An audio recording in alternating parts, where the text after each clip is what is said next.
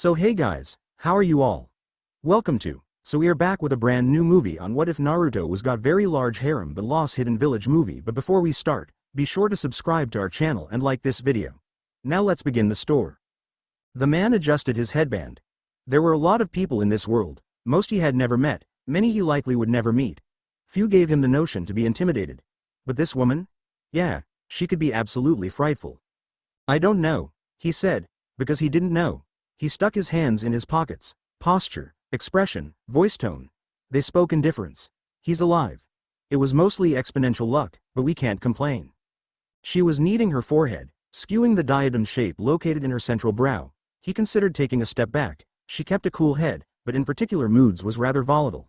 He can't keep surviving on luck, Kakashi. None of us can. He smiled, which was only notable through the single eye visible on his face. Isn't luck what it all boils down to? Hokage-sama. Every good gambler knows that. When she didn't take up the challenge to answer, he took it as signal to exit the room. Best not to tempt fate anyway. The tingling, prickly sensation of a waking body. Fuzzy mind and aching head. Damn. Ow. He was lackadaisical and careless, but even he knew the procedure for regaining consciousness in an unknown situation. First, and foremost, check for injuries. The left side of his face was swollen, nothing permanent there, no worries. Moving on, possibly a few crushed knuckles. That was more concerning. There was implication then that he'd been fighting, then, crap, his left ankle might be broken. Might. No need to panic yet. He'd twisted it. Running. Tree jumping, actually. No, it was roof jumping. His eyes slipped open to the rather familiar ceiling of the Leaf Hospital, which meant he was safe. Or, had been saved by someone else. Crap. Beatings he could deal with. Death. Well, he wasn't terribly afraid of much, but being indebted to someone, that, he didn't tolerate very well. Yes, he was remembering a bit more now, and there was a powerful voice in his mind telling him to relax and stay still so his body could heal. As he'd been doing quite a bit of lately. This was, what, the third time this month? Damn it. He hurled his pillow across the room, where, judging from the sound, it overturned a tray of utensils. He lay there, quaking, glaring at the light above him. Silence. Crap. Damn it, now other pains were taking shape from the abrupt movement. Swollen joints, rather stiff. Perhaps he'd been slammed into a few things before losing consciousness. Damn it. Oh, that familiar burning of flesh shredded raw. So likely he'd also had the fun of skidding across a few unforgiving surfaces, rock, tree bark. No, he thought he was remembering cobblestone. Or was that another time? Damn it. He thrashed for a while in impotent rage, twisting, a fish caught up in a net of sheets, accomplishing very little aside from stripping the bed, kicking the blankets off into a huddled mass on the floor. It would have been nicer to find someone sitting there. It would have been relieving for someone to grab him by the shoulders and force him down to the bed, make him be still so he wouldn't injure himself.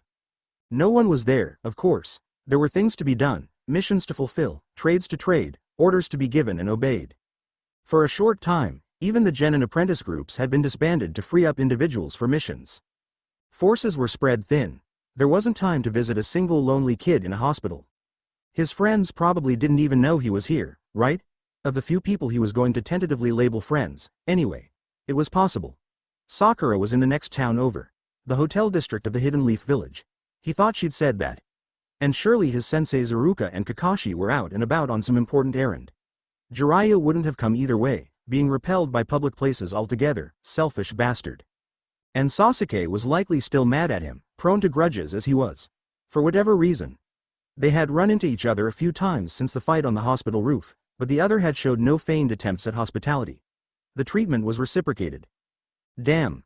Though he loved attention, he wasn't yet willing to give up the life of one accustomed to solitude, and thus wouldn't admit so out loud, but he was severely beginning to miss the company of Team 7. The interaction had been somewhat therapeutic. He'd never been forced to get along with others before. Prior to graduation, the academy usually gave the option of teams, but he never bothered participating, since no one wanted him in their group and in all honesty he didn't exactly want to join them. But he'd become accustomed to his fellow teammates. Up to the point that Iruka-sensei gave him his own headband, he'd accepted blindly that he was destined to be a part. He burned every figurative bridge available, among other more literal things. Hey, he'd gone through a short pyrotechnic stage, but the punishments had been too severe to be gratifying. So the company of those he dared believe to be genuinely concerned about him would have been very comforting right now. He wanted to be on a stupid mission. Not the more recent ones he'd had to do solo. He could handle people trying to kill him or kidnap him to torture on a later date or whatever it was they wanted with him so long as he was with people he could trust and talk to. Damn. He wanted to storm across the town and slam Sasuke right in the face. Bastard, trying to ruin their camaraderie, since he wasn't dense enough to call it friendship exactly. Irritated and aching, he finally crossed his arms and sent his disapproving scowl into the world, wishing misfortune upon all. This most recent attack. Yes. Stupid renegade ninja. Akatsuki or whatever the hell they were called. It seems since that last unfortunate run-in with the older Uchiha brother, which he wouldn't be forgetting any time soon, he'd been dealing with underlings instead. Missing Nin, ferocious and determined. The 9. He hadn't heard much from since. So he wasn't top priority, yet, anymore. Relief? Indignation? Bastards? For now, he was fodder for hired missing Nin of the Chunin and possibly Junin variety. And boy, was it starting to ache. Shoot. His pride was suffering as deftly and painfully the knowledge was sinking in that, clever and tricky as he was, it wouldn't have taken much for them to have killed him. His survival had been attributed to their ambition to get a hold of him still warm and alive. Or rather, still providing a warm, alive nest to house the Kyuubi. It was getting unpleasantly obvious that they didn't particularly care if he was wholly intact, however. If a broken ankle was the worst of his troubles, he would be grateful. Last time they'd crushed a few ribs and both collarbones. Not prone to remain still, ever a body in motion, he tentatively tried sitting up. Ow. Hurt his stomach muscles but, yeah, okay, it was tolerable. Tried dangling his feet off the bed, he felt that. Something had popped in his knee. He wasn't clear-minded enough to recall where each of these injuries came from. Terror and desperation tended to cloud the mind. Slowly. He slid off the bed and onto his good foot. His shoulders and back strained under the weight of his body, and he was finding his neck rather sore. Well, he was nothing if not a veteran to physical hardship. Okay. Great, he could walk.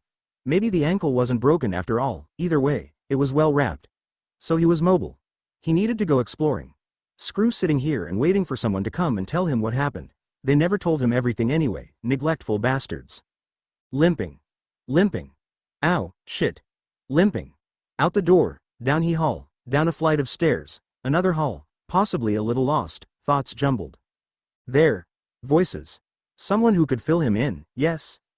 He slowed down before pushing the door open, trying to recognize what voices were within, as, though he'd begun to trust a few people, he was still somewhat on pins and needles with the general hidden leaf populace and not looking forward to get a few solid cuffs and a lecture from an embittered villager in his current state.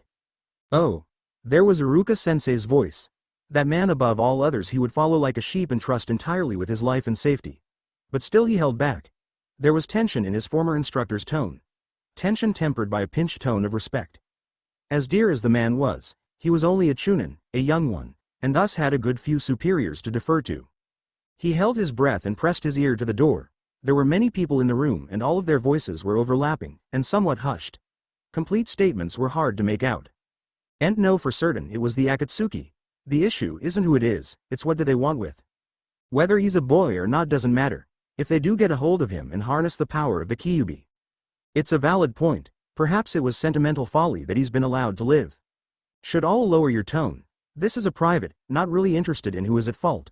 I've said from the beginning we were making a mistake in not ending the spirit's existence the instant it was in a body that could actually be ended. True. Though he's still young and petty now he's obviously still interested in destroying our happiness and peace. Those horrible, destructive pranks of his, all being absurd.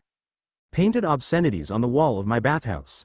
Switched the road signs, have my full confidence that he's entirely harmless. Maybe at first, but he's becoming more dangerous. In these desperate times can we afford an unstable element to the machinations of our society? Look what he did to the Hyuga boy. A genius among even the advanced bloodlines. Could only be a short time before he starts. We've had this discussion millions of times before, you can't. This is different. Think for a moment, even if he is truly innocent.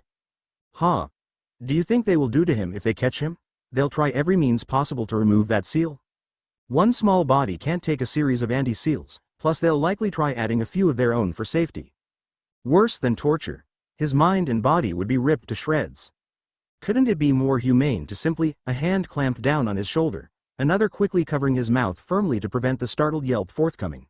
His hand was already going to his thigh to retrieve a knife, which weren't there of course, since his weaponry had been removed along with his outer layer of clothes as standard procedure for patients in the hospital. Getting dragged down the hall, heels scraping on the hard ground. Damn it all to hell. He'd resolved himself to bite when he was released on his own. He spun, curled little fist arcing along with him. Of course he did no damage. He never was very good at reacting to surprises. You scared the hell out of me, Kakashi-sensei. He pulled his hand free from his instructor's, where it was being held stationary. The single eye conveyed uselessly little. It's unbecoming to eavesdrop, Naruto. He wondered if there was some way to escape the man. He knew which pouch Kakashi kept his smoke bombs. If he could just snag one. Yeah right, and somehow escape on his mangled foot, already aching, from a Junin-level ninja. So he spat, I think I should be allowed to hear when they're talking about me. Do you know what they were even saying? They want to kill? The angular man only rubbed his chin disinterested, gaze slipping off to examine a poster encouraging hygiene, and said bluntly, they've been having debates like that for the past 12 years. It's not even an official meeting, so stop worrying. He offered an irritating smile. Besides, even if they did manage to rally a meeting, it would be a very large debate. It would mean involving every competent Leaf Ninja's opinion, and you don't just have Iruka and me in your defense. They won't dare act on anything without the Hokage's consent. There wasn't much one could respond to that with. He wasn't terribly happy, but in all honesty not entirely surprised to know there were also conspirators against him much closer to home. Thank goodness the third and now fifth Hokage spoke in his favor. Come on, then, if you're well enough to be up, let's get your things. I'll walk you home. He jerked his shoulder out of the man's reach. I can get home by myself. Expectant stillness. Oh. It took valiant effort to keep his shoulders from slumping. It wasn't a matter of company. It was a matter of ensuring he actually reached home, for the safety of the village. Kakashi. You can kiss my ass. The damn Junin didn't bother to respond. Useless mass of flesh and bone. He wondered sometimes about this man. Wondered about his motives. Attached as he'd personally gotten, there was an eternal air of formality that left him distanced. It wasn't blatant disregard, just a reminder, through every word and action, that he was nothing more than a student. On a good day, maybe a comrade. On a bad day, little more than a responsibility. But in all cases, not a friend. Well, he could just go to hell, anyway. Fists balled in pockets, he marched appropriately down the hall, doing his best to ignore the rather silent echo of his footsteps behind him.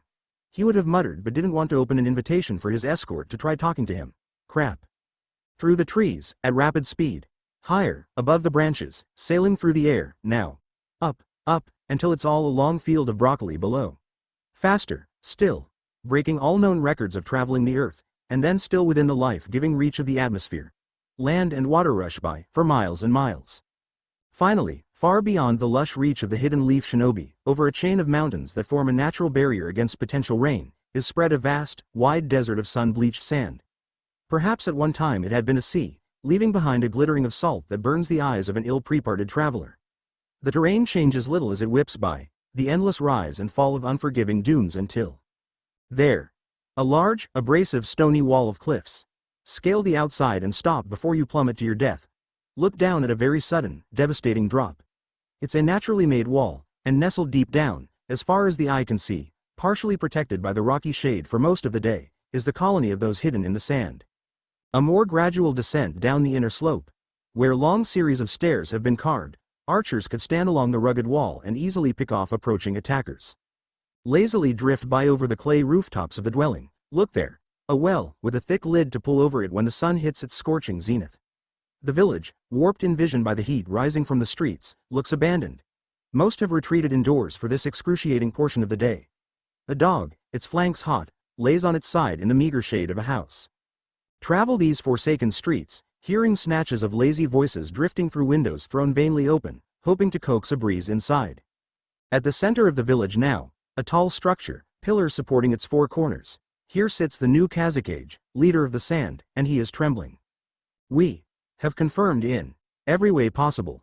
Cold, red eyes staring into his, that your father is dead.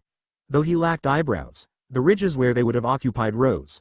The black bags around his eyes, product of unnumbered sleepless nights, did not make him look vulnerable or exhausted. I'm afraid so. There wasn't as much reaction as was expected. Oh. The Kazekage squirmed in his robe, pulling his overhanging hat a fraction lower, hiding behind it. It was duly noted. What else are you afraid of? A hesitation seized the older man, so powerful that his mouth was stuck open, like a dying man failing to suck in his last gasping breath. Defeat. He was studied. Currently, we have surrendered to the Konoha village for, I suppose I can call it, accidentally attacking them. We were manipulated by Orochimaru, but it has currently left the Leaf in a vulnerable position. Soon, we will attack on our own command. Will you join us and help us win? But thoughts had gone elsewhere. To the Leaf Shinobi. To the warriors there. To the blood he'd extracted there. To the giant toad he'd fought there. To the boy who defeated him there. He shrugged. I don't care. I don't want to fight the Leaf anymore. Whatever. He departs, a great shadow of golden sand overlapping his head to protect him from the scalding sun. He hissed up at it, and it did not respond. In his absence, the Kazekage muses. He is old, not much younger than the recently deceased third Hokage. His memory is long, his mind is sharp, and his ambition is restless. The uncle to the Sand's own recently killed Kazekage. He stares out at the heat-stricken village and taps fingertips together. More than any other shinobi, the Sand and Leaf had the most dealings together.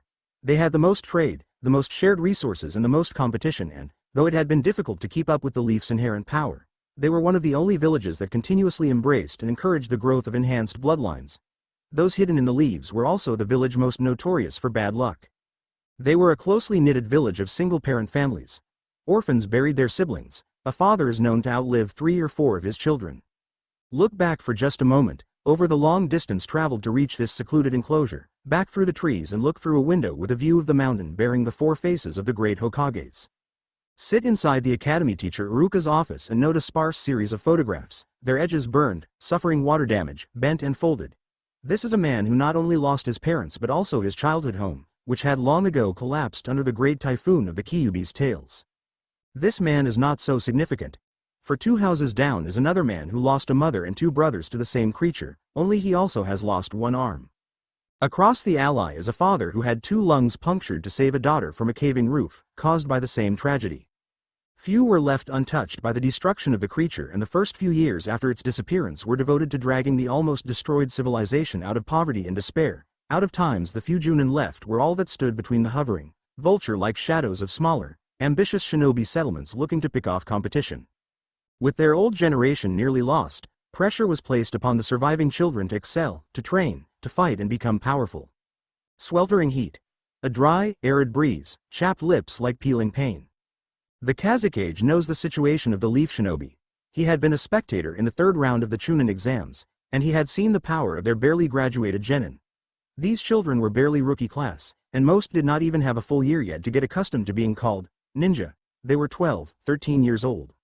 And they had reached the final rounds. That was not comforting to the Sand. A village nearly crushed into oblivion a decade ago was now producing a race of super children. Thank the gods for the absolute genius that created Gaara. He was the previous Hokage's jewel and his bane, his greatest weapon and his hated creation.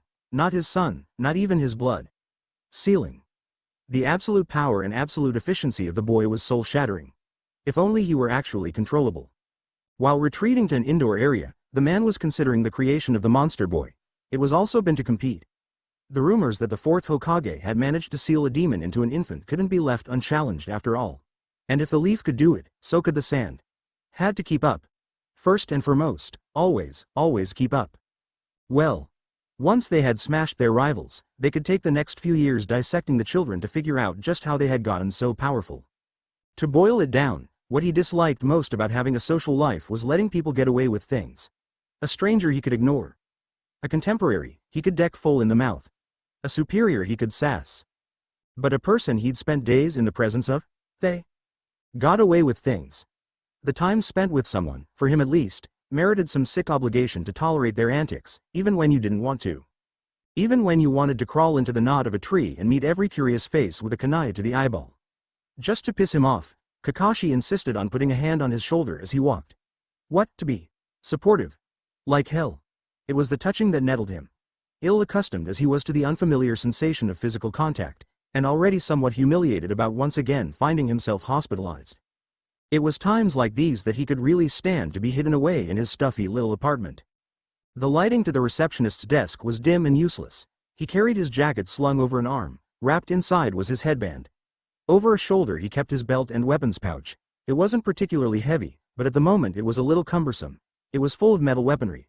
For just a moment, He wondered what he would have done were his sensei to offer helping him carry his things. Die of shock, first. But he probably wouldn't let him do it anyway, so he dismissed it. He was in a ripe bad mood. He would deal with it. Naruto, startled, he refocused on the world, taking a moment to comprehend that a powder pink shape was moving towards him, and talking. What happened? I heard you were attacked. Nothing I couldn't handle. He spread his face wide with a semi-artificial grin. If he wasn't smiling, no one else would either. Except Kakashi, but he didn't count. Crazy bastard. So someone had come to visit him. Odd how life turns out. 2 years ago, a prepubescent version of himself would very skeptically ask what she wanted. Last year, in the first budding throw of hormones, he would likely have backflipped into Kakashi's arms and started singing. What was he feeling now? Touched. Glad to see a face of someone he had confirmed more than once, at least worried about him sometimes. But in all honesty, what was Sakura to him these days? Outside of Iruka-sensei, he could call her the person he trusted most. Without question he would, and had before, willingly enter a fight to the death to protect her. She talked to him, confided, maybe even, she listened to him if he was trying to be serious, which was rare, thank God. There were too many miserable people in this world and he was determined to not be one of them. She got on his case. These past weeks when they were required to accomplish missions on their own, she would nag and remind him to write his report summary. Did he still want to kiss her? Well, yeah, but how to word it? It was in the same way he wanted to hug Iruka-sensei and throw Sasuke through a wall. He'd never had a sibling, never had any sort of relation by blood, or close ties to refer to from his childhood. She was Sakura. And were he more comfortable with the word, and more concrete in understanding its definition, he would say she was like a sister. A part of the small, patchwork quilt family he was putting together for himself. What are you doing with your things? She was moving closer and, despite his extra level of tolerance allotted to her, he was feeling penned in with her in front of him and Kakashi still unmoving behind him. Being around a lot of people was scary sometimes. You're still covered in bandages. You can't have been here more than a few hours. Get back into bed right you moron. Sakura, if Naruto wants to go home, he can go home, their sensei assured her. The girl didn't seem mollified and called to the doctor behind the desk, fat and riffling through his papers like a pig rooting in a trough. Hey. Tell him he has to return to his room until he's recovered. It took only a second, a gleam of comprehension. Just a matter of looking at the doctor, and the doctor looking back. A twitch of an eyebrow. A silent understanding. A recognition. A comprehension. An inert curiosity. Had this man lost someone to the Kyuubi? Was he a doctor, treating victims of the monstrous fox's attack? Ponder, ponder. If he wants to leave, he can leave, was all the doctor said, and returned to his grunting, snorting, ruffling of paper. Kakashi pushed him along from behind. See? Nothing to worry about.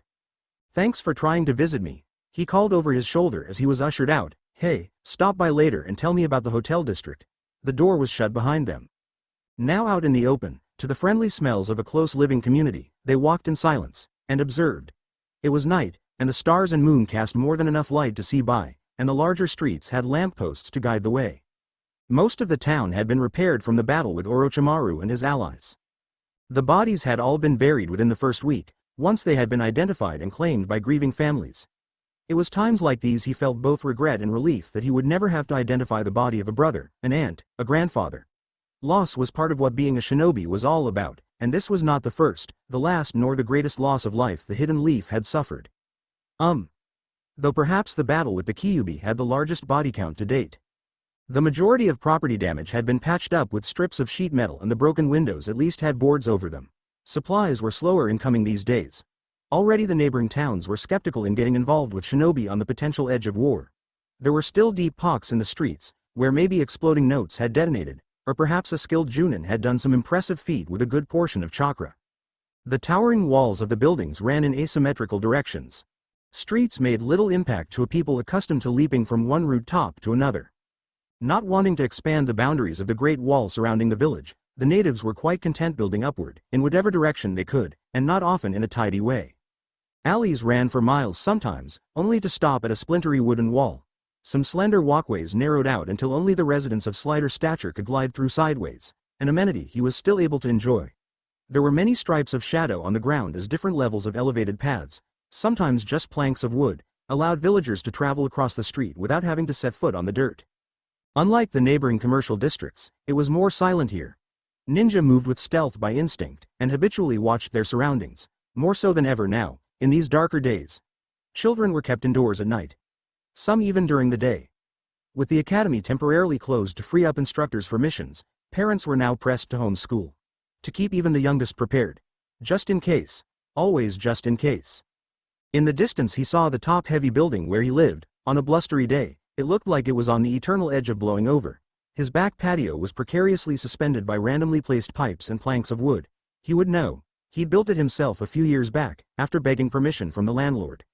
Oh, crap, the landlord. His rent was due this week. When he was younger, far back as he could recall, actually, he paid for living through labor. Between studying for the academy, practicing his jutsu and running laps around the village, he would sweep and scrub and feed animals while the other tenants were away. He tended the small flower boxes jutting out of windows, as though the building itself had acne. He was even pretty decent at mending, and had made a few extra bucks by darning socks for the busy women when in a pinch. That was the plus side about being a full-fledged genin. It was a real job, with real wages. He was even finding himself with enough extra money to buy frivolous things like pictures to hang on his walls and a carpet to decorate the wooden floor. Though having money was also teaching him the value of not flashing it around. More than once Jiraiya had weaseled his cash away from him. Bastard. Finally, he was home and, holding his weapon pouch in his teeth, he searched his pockets for the key. Well, his escort said, eyes wandering as though anxious to leave, looks like you got here safely. He let his door swing open, showing a long narrow flight of stairs leading up to his studio-style flat. When he felt the other turn to leave, he found himself saying, "Ah, Kakashi-sensei."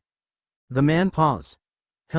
He was speaking to the staircase, not sure what expression was on his face, if for some reason. Tsunade Hokage did agree with those guys about not letting the Kyuubi fall into the hands of the enemy. He was speaking quieter now, the taboo on the topic still pressing in on him despite his growing accustomed to it. Would you, you know. If she ordered, that. Would you, if you were ordered to, kill? A hand ruffled his hair, and he didn't have to look to know the Junin was smiling. Let's just hope it never comes down to that. Oh. Sometime later he found himself in his apartment, going through and making sure all the windows were locked, setting up a few noise traps to the latches to alert him if anyone was trying to break in over the night. He didn't even bother feeling paranoid. A kid living alone had to take care of himself. Changing into pajamas, he pauses to finger the pendant around his neck, wondering. Always wondering. He stuffed a few extra pillows beneath the blanket of his bed to look like a human shape was beneath. And then he went to his closet, where he already had extra clothes and towels piled up inside to make it softer and, after nestling into them to get as comfortable as possible, he made sure his leg pouch was secured to his thigh and full of shuriken and kunai. And then he closed his closet door and fell promptly asleep. There was something utterly astounding and eternally unpredictable about the boy's thought process.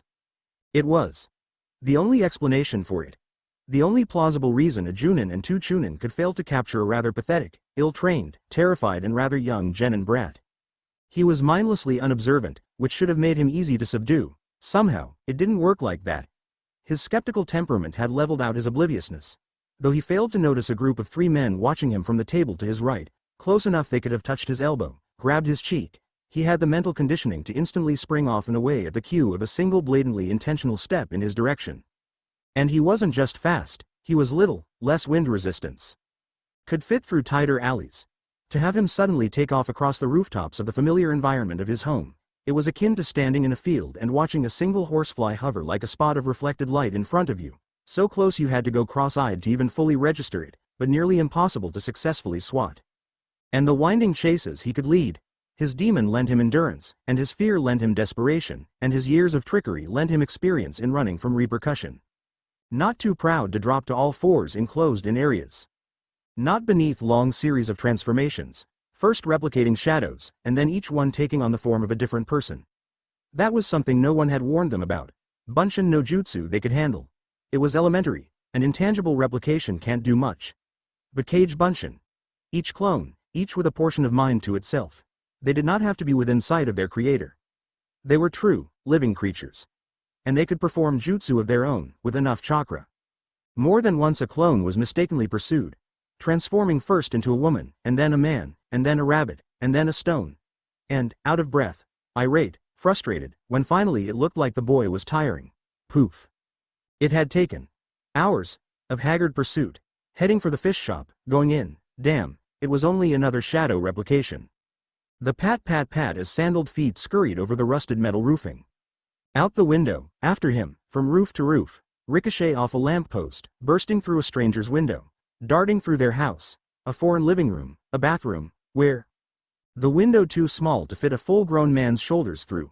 The sounds of pursuit as others take up the chase. They catch up, they send him skidding. He should have been down for hours, but instead he's using the momentum to run up the side of a fence, vaulting over a railing into a strip of second-story porches, bursting a flare bomb, temporarily blinding them. Wanting to kill him, to wring his skinny little neck, to jerk his arm out of its socket, to slam a fist through his stomach to squeeze his warm little guts. Where? Three men can't keep track of A. One shouts, "There!" The flash of an orange coat. Damn it, it wasn't him. Withdrawing to the shadows, scanning the people as they pass, looking for a short blonde head. Brain-jarring impact from behind. This was the boy's only feature of consolation. If he was running, he would only do it for so long. He was mad enough to think he could fight back. It ensued, lacking the breath to call the others. The gleaming ringed hilt of a kunai, buried in chest. The organic crunch of tree bark where the boy's little body hits. Not supposed to kill him, but having long since abandoned the kid gloves. Just get a good hold on one arm, just one firm grip, and then it would be no struggle. Swing him into a neighboring post. Like beating out a dusty rug. If that could just be accomplished, if that could just be accomplished. That had been a few days ago. Now, somehow, the quarry had evaded escape long enough to reach the densely populated heart of the city, where they dared not go. So now, the three of them remained huddled in the treetops a few miles outside the village limits. A few strong breezes offered tantalizing hints of what the natives were cooking in their nice gas stoves, the smell of well-prepared meals, of seasoned meats, of anything better than ninja rations. Odorless, tasteless, textureless. So bland and useless not even insects found it interesting. Marauding predators that caroused their fireless camp at night disregarded it. Wild animals, squirrels, raccoons, they would steal shiny shuriken, they would steal loose buttons, but nothing outside the logic of men in hiding would consider putting a ration in their mouth. They couldn't even kill a fish. They had to avoid killing insects. Just in case. There could be no sign they were here. They slept on moist earth without fire. They could not bathe upstream, but the town used the passing river as a means to dispose of waste, so they couldn't bathe downstream either. As a result, they had the warm, heavy organic smell of unwashed hair and the sour, rather acrid odor of sweaty body. The village, still recovering from a previous assault a few months earlier, was on edge. They couldn't risk being discovered, but they also couldn't risk returning without results. Damn the hidden sand and sound. Damn Orochimaru for his inopportune time to begin tormenting the leaf shinobi. Like beating a hive of bees with a stick. He could decimate them if he wanted, any other time, but now, their security was strung so tight, their sentry so active, their watchman so alert it would be difficult to kidnap any child from within the village gates. I hate. The other two looked to him. Everything. They looked back down at their laps again. The wet sound of chewing and swallowing, squishy bricks of unspecific brown and gray junk. Full of nutrients and vitamins to keep their system up. Well. A different one speaking, I'm going to be grateful. More silence. Consider Argot the less dangerous demon. That, they could nod to. The three of them had been haunting the skirts of the village for quite a while, miserable and craving creature comforts but alive and, aside from Tomo, who was still healing from the brat's well-placed kunai, they were healthy. No, the Leaf's demon was by far the best charge they could have gotten. It was common knowledge that the missing nin after the Sands demon weren't nearly so fortunate. And the amount of money being offered for these rising demon brats. Whatever the Akatsuki were planning to do with them had to be important. I still hate. Everything scratching his back, yanking sleeping cap from head, he opened the door with a hostile expression. People did not knock on his door to visit him. They only came when they wanted something. Unless they were here to try arresting him again. Though they'd only tried that twice, and in all honesty he duly deserved it.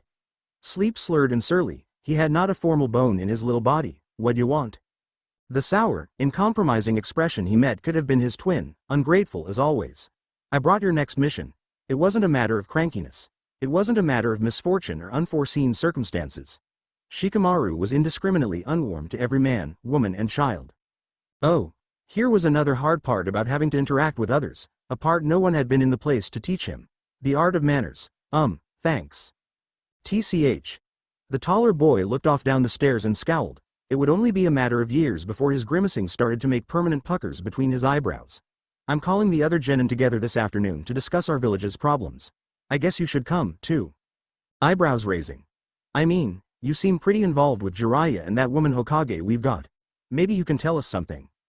I'll come, he said, and winced internally when he realized how loud he'd said it, but could not contain the rising tide of eagerness. "I'll definitely come." He went to slam the door before the other boy could renege. His heart was speeding.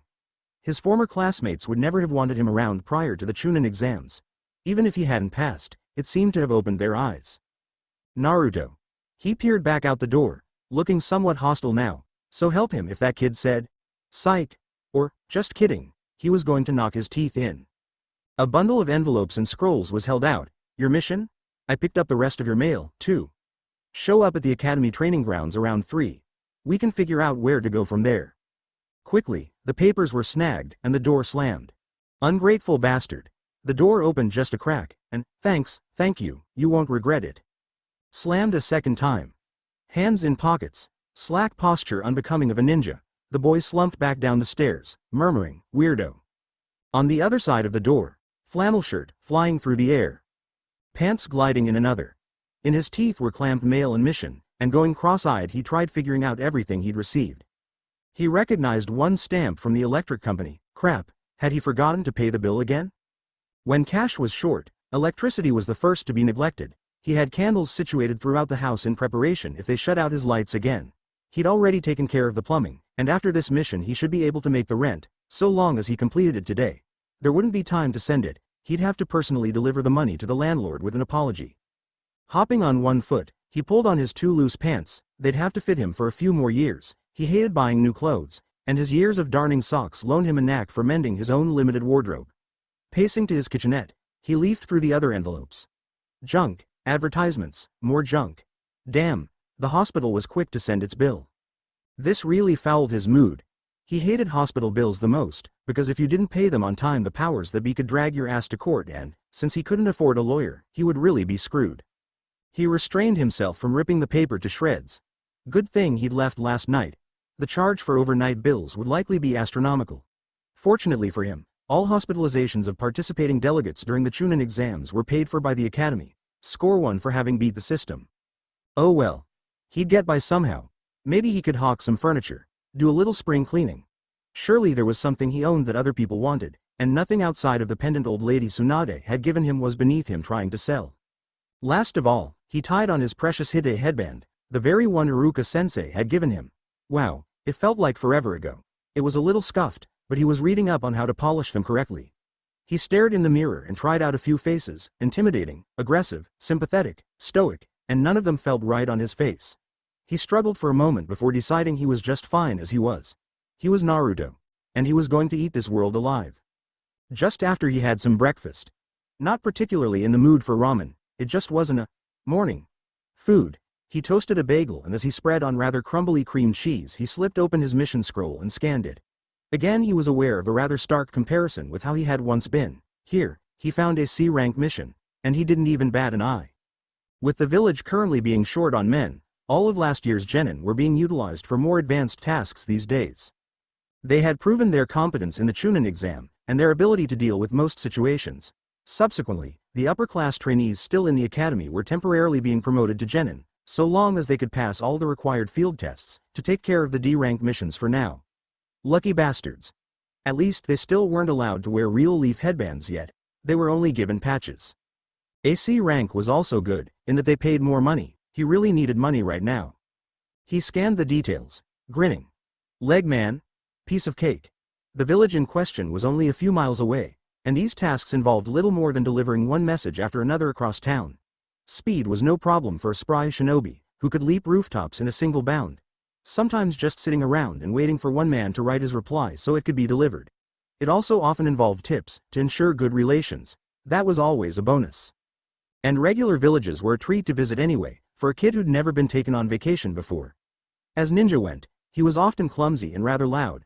But compared to normal men, compared to carpenters and smithies and fishermen, he was downright lethal, as he demonstrated a few times to the common riffraff thugs occasionally hired to intercept his messages. A few well-slung shuriken, a few less fingers on his wannabe attackers, and he undoubtedly would receive a better tip. Oh, he hoped. Stillness of morning, creamy yellow light creeping through an open window. A woman, bowed over a table piled with scrolls and dry parchment paper, her hair gathered in 2 messy bunches on either side of her head, exposing the back of her deceivingly supple and slender neck. His shoulders rise and fall in the slumber she has succumbed to. A large, lone figure, perched in the window, casting little shadow for all its mass. Slowly, inching inside. One foot, then another. With an opportunity such as this, you disregard age and maturity, status and respect. You react in the only way one can see fit. Good morning, Tsunade wo. Hey, quickly, fingers snap up and the sharp clang of metal echoes out the window. Pause, composure regained, a deep breath taken. Inches from his face, he holds at bay the twin edges of a pair of scissors. A little edgy, are we? The woman's taut, liquid steel muscles melt and she shrinks into her chair. I will kill you someday, Jiraiya.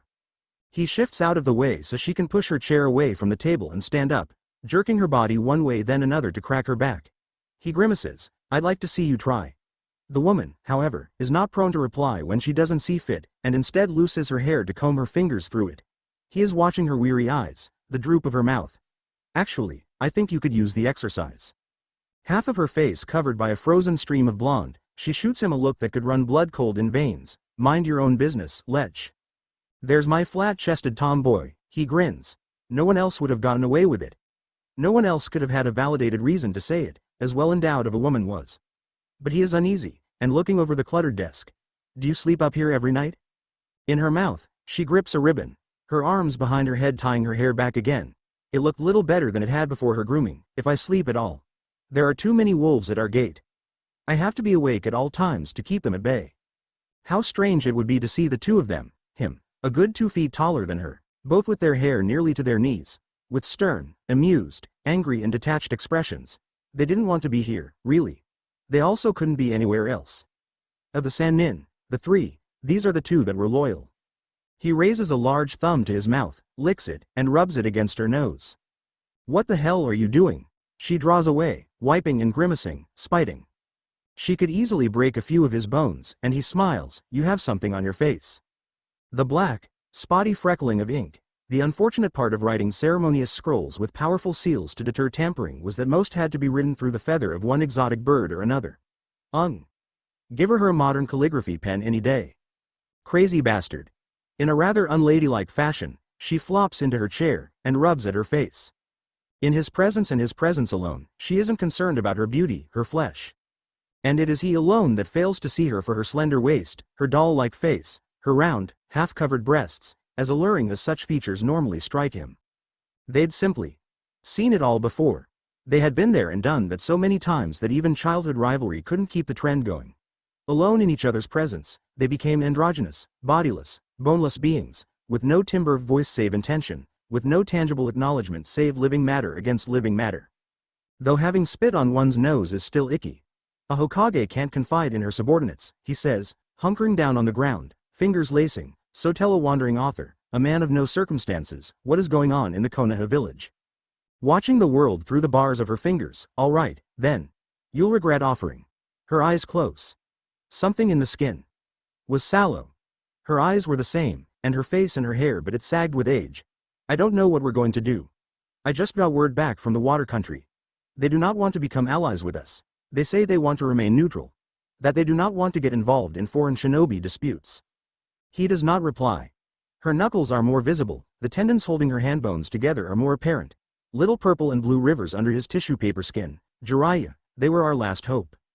Cryptic words, coming from the leader and forerunner of her people. Meh. He says. They can rot. Our best hope isn't in outsiders' power. You've been away too long. Our best chance right now, he stands, putting a hand on her shoulder, is in the children. Like a balloon, she fills out again from the distant sound of approaching steps. Only a coward send their children to fight their battles for them. Hey, no one said they had to do it alone. It would just be a waste for them to have all that potential and not even get to use it. He was leaning out the window, looking down, spotting in the distance with his well-honed eye a vantage point to the all-woman ninja academy in the southern corner of the city. This is their home, too, and I'm sure they'd like the chance to defend it as much as any of us. And he's gone, and the woman is left with much to think about. In record time, the mission had been completed, and had been paid less than he'd hoped. Only one message had needed secure delivery, and even then the tip hadn't been much, despite the promptness. Assembled with the other genin, absolutely quivering with glee that they were acting as though he had never belonged anywhere except in their midst. He'd tried catching Sakura's eye, standing behind a bickering Tenten and Kiba, but she was busy trying to talk to Sasuke, who was ignoring her. It wasn't just their own rivalry that was going sour. That stuck-up kid was being colder to everyone lately, and so long as Sakura was around Sasuke, he couldn't be around her, since he and the other boy were currently avoiding one another. Actually, knowing people wasn't all that different from not knowing people. There were still the ones you liked, the ones you wanted to be around, and then there were people that you really didn't. Like Sasuke. Crummy stuck up. Damn geniuses, cold as fish. He was going to spend his tip on lunch. By doing this, he had advanced knowledge that he wouldn't be able to squeak by with rent this month. Not entirely. He would definitely have to do some bowing and scraping around the landlord this evening. Hands and face to the floor, but it would probably work out. It usually did. Maybe he could do some last-minute odd jobs. The paradox of recreational commitments. Being around people, like you're one of them, part of a group, was nice. But it sure sucked, too, because you were expected to be able to keep up with them, not just mentally, verbally and physically but also financially. Crap.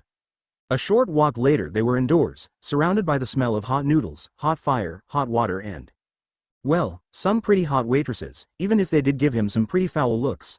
3 tables had to be pushed together to seat them all, and they were kept near the back of the room though none noticed.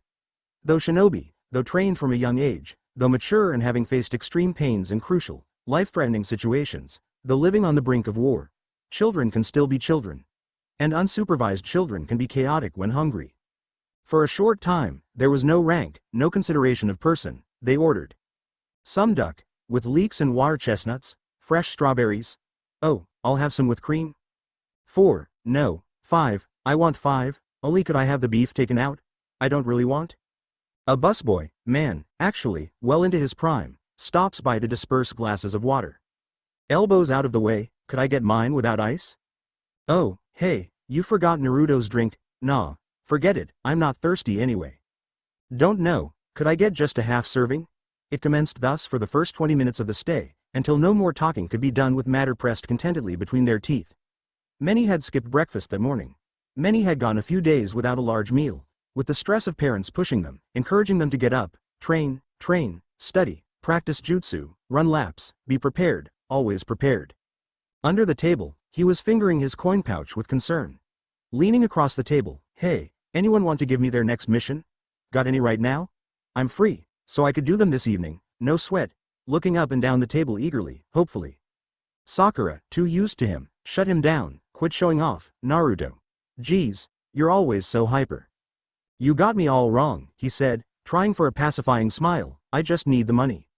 The snotty girl, Ino, made a snorting sound and the conversation started up as though he hadn't said anything. Damn bastards. I would have given you mine, said a voice to his left. He hadn't noticed who he'd taken a seat next to, but crutches leaning against a chair arm were rattled irritably. Fuzzy brow, Lee, if he was being fair, was remarkably easy to get along with. There was the peculiar rapport between them, both having struggled more than most to pass at the academy. It was relieving to know he wasn't the only one to have had trouble with some of the jutsu, and still finding his own unique style of ass-kickage. That was another cool realization as he got to know people. Most everyone was a loser in one area or another, and each person had a different degree of social acceptance. Lee had been a definite loser. But he was mighty as all hell, which put a lot of closet losers into the light. Gotta like a guy like that. It's just a matter of time before you're back in action, he said, tentatively easing into what could possibly be a conversation. He didn't talk one-on-one to many people. He flashed twin rows of rather sharp teeth. Old lady Tsunade is kind of flaky sometimes, but she's real good at fixing people. She'll pull you through in no time. It was interesting to watch the other boy smile. It was such a peculiar face, with those wide, rather startled-looking dewy eyes and overpowering eyebrows. Right, the taller boys replied, his one good hand in a tight grip of determination. If I die, then I guess it won't matter. But if I live, then I'm going to continue getting better. Yeah. Really gotta like this guy. The other boy's plate of creamed eggs was set in front of him, and as the waitress passed he had to remind her of the conveniently forgotten ramen he'd ordered. Turning back, when are you going in for the surgery? Grimly, as soon as possible. You're not thinking this through rationally. Dull, unenthused voice from across the table, can't you take common sense into account for once? A shifting of weight, this is serious. You really could die. Hyuga. Yeah. He understood the rivalry thing going on between these two intimately. Genius with inherent blood limit versus low-life hack with grit and not a whole lot else. Actually, he would have enjoyed seeing the two bicker for a while, but Lee looked as though he was wilting. Perhaps Neji was exposing the extent of concern he could in this area, but it wasn't productive. Lee wasn't as confident as he was trying to be. You could tell in his every word and action. You could see it in his eyes, even as you think it yourself. This could be the last time he's with them all. This could be the last time he grins. When he's put under for the operation, it could be the last time he ever falls asleep. Hey, just give him a break. A palm falling flat on the table, right now, he doesn't need this. He needs encouragement, especially from you. You're his teammate. You're absurd. Cold eyes, nearly white and without pupils, were still trained across the table on the taller of the three. He shouldn't have encouragement in this. Neji. Tenten said uncertainly from up the table. Look, I'm saying it because I am his teammate. He's overly optimistic and rather annoying, but I don't want to see him die, especially over something so stupid. You can't prove your personal convictions when you're dead. The unfortunate part was that this wasn't the only voice coming from that side of the debate. More than a few of the well-meaning Leaf Shinobi had also been trying in their own way to talk Lee out of the risky procedure. Even Tenten was sinking back in her bench uncertainly, normally cheerful eyes downcast and shiny. They didn't understand. They simply did not understand. Whatever, just butt out. He was irritable and broke, and likely the food in his fridge was going bad because the electric company shut off his electricity at 12 o'clock noon and it was almost 3 now. No one asked you anyway. The corners of his mouth drew tight with disapproval until he dropped eye contact dismissively. Discovering that Lee was looking at the side of his face, what? A finger pointing, it's a little surprising. You normally have such an open and simple look to your eyes, but when you glare it's kind of vicious. Like, really. No clue how to take that. From his peripherals he saw that Hyuga was now grumpily concentrating on eating, inspecting each morsel that sought entrance to his palate with the utmost care. Guilt. A little. In a warped way, one he would not want to elaborate on, he respected Neji and appreciated his existence in ways that went far beyond the boy's incredible fighting talents. To cut back all the trappings that separated them as individuals, they were both boys sealed to fates they hadn't asked for, with markings on their bodies that could never be scrubbed away except in death itself. Misery did enjoy its company. That, and the guy was mighty powerful. Gotta respect the kid that could absolutely tromp you if you're not paying the precisest of attention. Hey, Lee sang out, giving a manly thump to the shoulder with his good hand, since our senseis are rivals, maybe you and I could have a match when I'm better. I'd like to see how I fare against the guy who beat Neji. Sure, sounds like fun. His own meal finally arrived, so his words were slightly muffled around a full mouth. Though I don't see why it's because of our senseis. Well, wouldn't it be interesting? Gai-sensei and Kakashi-san's techniques are so different but so compatible that they always make for really fascinating and active matches. Pause. His face changed in some unspecific way. With his smile gone, it was not reserved or depressed. It was milder. He simply looked glum. Then I'm not your man. I know Guy's given you lots of extra training, but in my group, Kakashi's protege is Sasuke, not me. He hasn't really tutored me on anything outside of the basics. Glum was slipping to expose disappointment, but like a flash of lightning it was gone and he was grinning to show his canines. Oh well, he's just too lazy of a bastard to teach more than one kid. He's just passing up his chance to get credit for my upbringing when I'm Hokage. He fingered the cord around his neck, the pendant hidden beneath his jacket. Bushy eyebrows rose high. No forehead. Is it okay to talk about your sensei like that? Simple shrug. Meh. I don't care. He's a super awesome fighter and knows all kinds of neat stuff, but if he wants to play favorites with Mr. I am incapable of being pleasant, I guess it's fine. I mean, there is no one better to teach him how to use his Sharingan. You know. A long rope of noodles was slurped to fill the silence. But you do have a special talent, too, right? He struggled, still not used to having to use his left hand to handle his spoon. You did something different to beat Neji, didn't you? I've heard a lot of people talking about it. I've been curious about that as well. Neji gained the gumption to engage them again. Having been shamelessly eavesdropping, my Byakugan had never seen anything like the chakra you used in the exam. You also healed yourself. Is there a blood limit in your family, too? Or some secret chakra rejuvenation technique? A chuckle. In my family? Your guess is as good as mine, though it's not likely. Kiba, on the other side of Lee, caught the thread of the conversation. I was wondering that too, so after the exam I tried looking up the name Uzumaki, but couldn't find anything.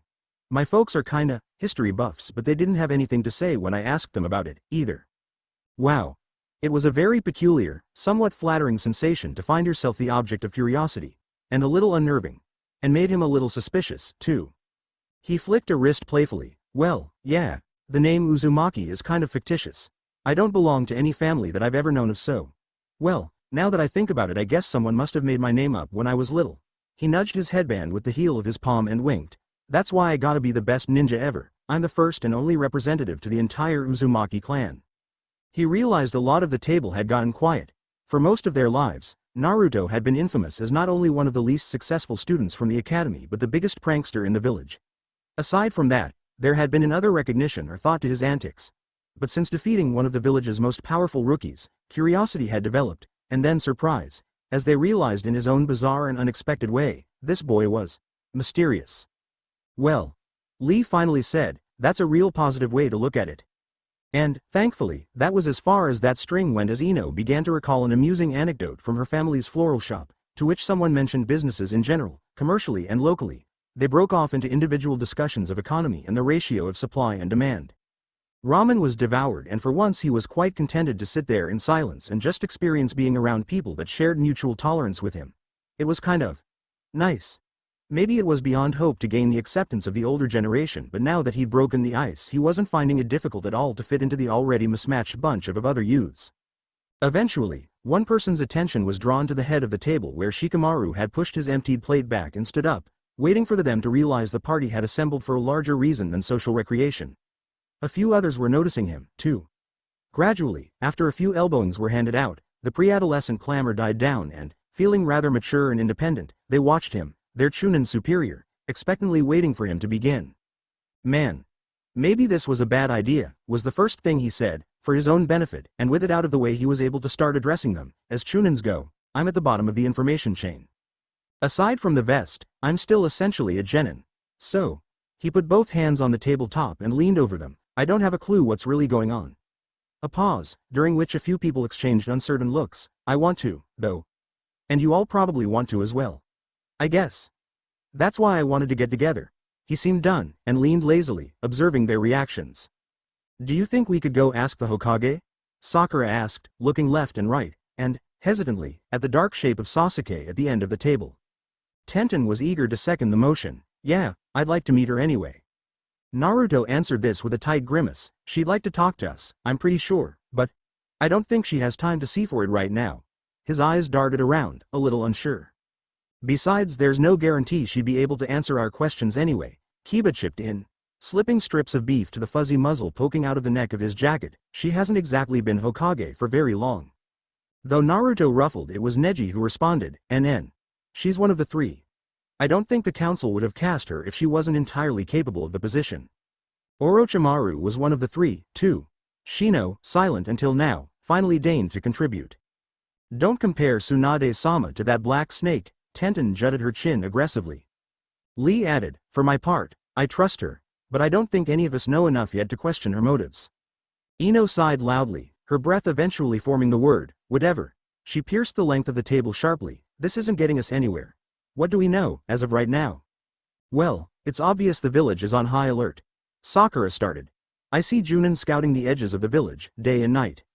Hinata fidgeted, looking down at her hands. I heard father and Kurenai-sensei talking. They sounded like we might be going to war.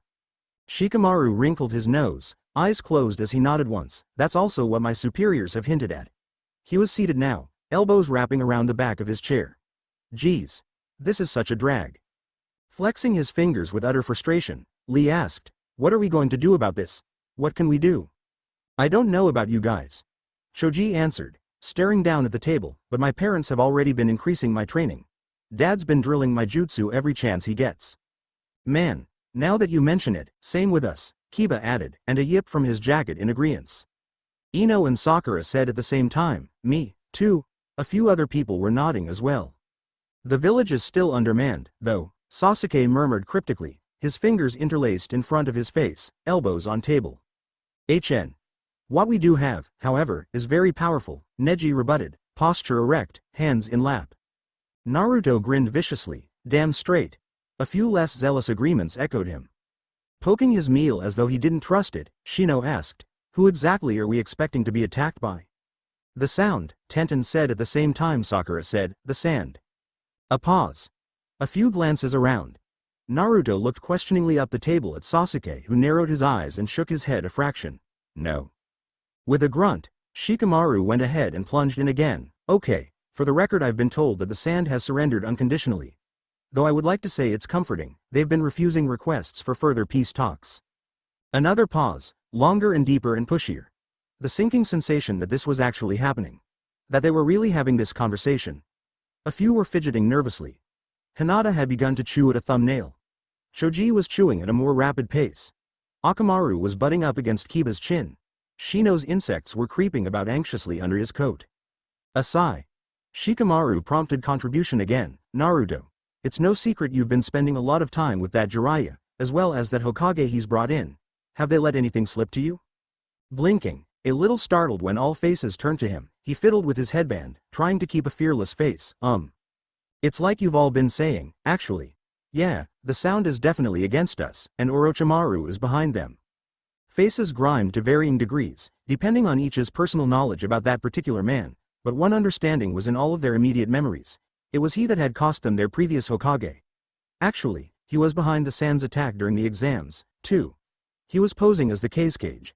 There was a few murmurs, most on the line of, "That's what I heard, too." Orochimaru, Sakura said, quaking, voice hollow, is a very twisted, very evil man. Well, damn, Kiba tightened a hand into a fist. I'm not going to be afraid of him. Tenten nodded, and with two of the three on our side, surely Leaf doesn't have to worry too much. You're all being stupid. Sasuke bit out, a hand traveling to the back of his neck. He could wipe out half the village in an instant if he wanted to. His eyes tore into Kiba's. You should fear him. To you, he is walking death. This was the first time most people present had ever seen the quiet withdrawn Uchiha air get passionate or expressive about anything, and there was a few audible gulps at his intensity. Even Naruto had to degrade himself to agree. He's right. If the power of this entire table was put together, at our current levels we would still stand no chance against him. We would be slaughtered. And he was thinking of something else. With it, there was a moment during which he felt the breadth and width of his heart rapidly beating against his lungs. Orochimaru was a major threat, it was true, but with them all gathered here, well, there were other enemies of Konoha village.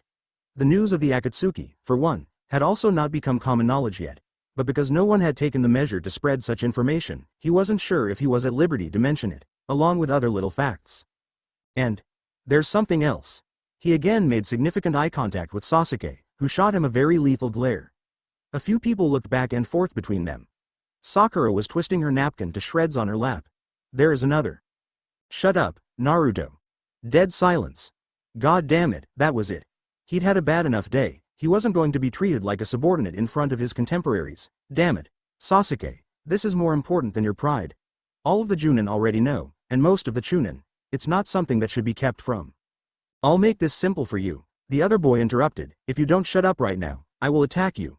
To prove his claim, he pushed his chair back. And for one split moment, he considered standing up and shouting, "Bring it!" His hand was even sliding to his thigh pouch as automatic reaction. But then, cursed logic kicked in. A fight with Sasuke would be rough. And being indoors there would likely be a lot of extra destruction, tables, windows, chairs. And that wasn't including the Uchiha boy's penchant for calling on fire elements. The place could be destroyed, or burned down. And there were currently many patrons to the restaurant present. Other people could get hurt. That, and the blame would undoubtedly fall on his own head, and he really couldn't afford to pay for property damage right now. He sank lower in his chair and said nothing more, seething. This exchange subsequently ended the meeting, on a very sour note. Knowing that others were withholding something made it difficult to offer something of your own. Slowly, the last remains of the edibles were ingested and the genin began to filter out in small groups, agreeing quietly that if any new or helpful details were gleaned, they would assemble again. Squeakily sucking clean his fingers, he winced at the insignificant heft of his wallet once he'd paid his bill, and though he would have liked to accompany Sakura home, she had already left with Ino. So hands jammed in pockets, and with nowhere to really go for the rest of the day, he leaned against the outside of the restaurant and pondered existence. And the solar system. And facial hair. And Shino's insects. And if there would be an eviction notice nailed to his door when he got home. He pondered the future and the past and the trivial pursuits of mice and men. And he pondered how the days were getting shorter. Autumn was not far off, and then would come the chill of winter, an interesting time for ninja. Snow offered new and interesting types of camouflage, while at the same time causing complex new problems. Well, complex new problems seemed to be this year's theme. Up until becoming a genin, 1 year had been as inane and miserable as those previous it. And life had changed little, only his approach had varied throughout his childhood. 1 year would be spent defiantly refusing to pay attention, they ignored him, he would return the favor, and then the next year would be spent regretting it as, determined to prove everyone wrong by succeeding, he had to try teaching himself what he'd intentionally missed the first time around on top of learning the newer lessons. With the semi-frequent attempted kidnappings he'd been suffering from, he jumped rather high when a small hand patted his shoulder. Luckily, he'd only just hooked a finger through the ring of a kunai before recognizing Hinata. "Gee, easy, you scared me." He had to shake his hands out, as they had gone instantly clammy. He didn't catch what she said in reply and stood there, not doing much of nothing better to do with the rest of the day, and dreading a return home. He didn't see any reason to excuse himself. They both spent a few moments doing little other than taking up space. He stretched his arms high in the air, then folded them behind his head. She looked everywhere but at him, as though they were strangers. Beneath her chin, against her collarbone, she clutched something in both hands. She said, inspecting her feet. He brow nodded and her lips formed a thin line. He raised a curious eyebrow. She thrust both hands forward very suddenly, holding out something, exploding with, "Here." Complacent human nature had his fingers wrapping around the offering before even mentally registering that it was an unopened mission scroll, and by the time he recognized it she had vanished with rather deft ninja skill. Thank you," he said belatedly to the vacant air. Whoa. She had actually been listening when he said he needed money, and though he knew the Hyuga family was quite wealthy, he determined himself to pay her back sometime. He went a long way for people who did nice things for him. He took to the rooftops eagerly, hoping to accomplish the mission before the payment office closed. With this, he would make rent, and likely have extra to start pooling into his hospital bill. Score. Oh, mega score. The pressure akin to being miles under the ocean, where the hungry water squeezes down indiscriminately on every portion of the body. Felt in the head, in the arms, in the bladder and in the bones. On the eyelids every time they opened in the morning, and dragging down with greedy arms to pin you into bed each night, preventing any tossing, any turning, any midnight scratching, any trips for water. Pressure impossible to fight, because it is under the skin, in the nerves. Every fiber of muscle is clenched, ready, but at the same time so solid and alien it upsets the human instincts. A solid layer of inner muscle, holding so tight it raises a tide of claustrophobia. It was the very pressure that was holding the very village in its grip. Each passing day you saw it taking affect. Training grounds were starting to require reservations as an active ninjas rekindled waning skills. There was a rigidity to the walking patterns in the street. A distrustful air. A double take at those walking in your path. Trying to discover. What? Were they really Leaf? It was. So easy to put the headbands on. And so easy to simply use techniques like henge no jutsu and suddenly be someone else. Tension in every breath. The swallow of every throat was too loud, every muffled click of every blinking eye. Which was all very irritating, as he, personally, was finding himself not all that affected. His trend had consistently been to dismiss that which didn't affect him, or he had no control over. It narrowed things down, straightened priority. Running up the street, looking around, not entirely sure what his destination was, though he knew his goal. Gliding around people with the familiarity of one accustomed to avoiding extra glances, he stuck his head in a few taverns and bars along the way. The pitter of his sandaled feet hadn't changed, but everything else about his body felt as though it had. The past few days had involved notices in the mail, confirming that at any time, from this point and onward, they might be called on to fight as a Konoha shinobi. There had been notices that food would now be rationed as a precaution should an enemy gain hold of their main trade routes. There was also a call to practice energy and water conservation, to take up storing preservatives, to hoard batteries and toilet paper. All of these, he could have dealt with. Except that this morning, a set of little metal tags hung from a simple chain had been distributed to all individuals, genin and up. Dog tags, a leaf symbol stamped on the backs, name, rank and presiding superior marked on one, and on the other, next of kin, as well as who should be notified in the case of death. He vaguely remembered struggling when filling out the paperwork and trying to decide who to even put down in this area. He hoped Haruka wouldn't mind. He'd had to sit down for a while and stared at them before forcing himself to put them on. He'd faced death before. He had experienced the cold, acrid pressure slowly closing in around the organ of the heart. He didn't want to die. It was the very thought that made his pulse increase, panic flood his system, adrenaline. War was coming. People were going to die, there was no way around it. Well, damn it, he wasn't going to concentrate on things that he had no control over. So people were going to die. In the least, he could protect those that he wanted to live. That he had a say in. That was a goal worthy of attaining. Now, as he scoured the town, there was an extra jingle that came from around his neck before he closed his hand over it and stuffed it back down the front of his shirt to join his pendant. Craning his neck, hating that he was so frustratingly short, trying to look over the other people. How hard was it to find a giant, white-haired man? He yelped when his feet were hoisted off the ground by the back of his jacket, and for the life of him the utter surprise had him freezing up. You're not very cautious, brat. He relaxed, legs dangling limp, arms crossed. Humph. And you're a know-it-all geezer, perv Senin. Hands gathered in front of his chest, index and middle fingers pointing skyward, his eyes were closed, head down turned. His feet were separated. Feel the rolling tide of heat and movement within the body. Liquid fire. An intense burning in the gut, spreading to the lungs, seeping into the bones of the ribcage, filling the marrow, his body becoming like an oven, there. Rapidly, his fingers danced into a series of intricate positions, performing his seals with abject concentration, taking a cleansing breath as he finished the last sign, so deep his chest puffed out, his nostrils flared, his head drew back and, shifting all his chakra where he could utilize it, threw his head forward, forcing air from lips. A long, clear stream of water erupted from his mouth, spanning a distance of approximately 8 feet before dying out to a trickle and dribbling off his chin. No, no, no, damn it. Are you trying at all? Yes. The boy savagely wiped his mouth with his wrist. Yes, get off my back, I'm doing as best I can. The man dragged a hand down his face before resting his palm against his chin, one side of his lip curling to show a canine. You're not going to do any harm with that water element attack. Maybe you could get someone's shirt wet, but look, you're not good at these complex chakra maneuvering, much less. Look, I can do it, okay? He was snarling down at his little fists. I've got to. Sasuke can do a fire element attack, so I should be able to. Sasuke, came a flat-toned interruption, is better than you at controlling chakra. Tanned face went a little red, starting at the ears and covering the cheeks and forehead in mottled splotches. Hey, shut up. You don't know anything. The movement, despite trained eyes and hair trigger reflexes, was not mentally registered before his back was quite suddenly on the ground, his breath was quite suddenly forced from his body, and a sandaled foot was quite suddenly occupying his chest, right between the clavicle, so that the first tread of the shoe was pressing quite firmly down on his trachea.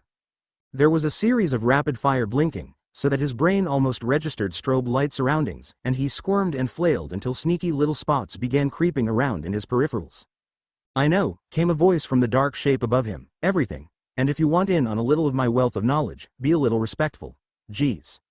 In such a position, the boy was observed while his struggling turned to feeble twitches in the fingertips, and his mouth went slack. It felt like only half a second of time, but when he refocused his eyes he realized his unofficial sensei was leaning back against a tree, placidly writing in a notebook, tapping the eraser of his pencil against his top lip in thought. Damn. He rolled over onto his stomach and rested his chin on the ground, watching his fingers as he picked at the grass. He hated humiliation, with absolute loathing. The irritating silence of late summer permeated for a time, full of the twittering of rodents and the scratching of pencil lead over paper until the man felt good and ready to continue. Slipping his pencil behind his ear, his notebook was returned to a side pouch and he rested his hands on his knees. You ready to listen to me now?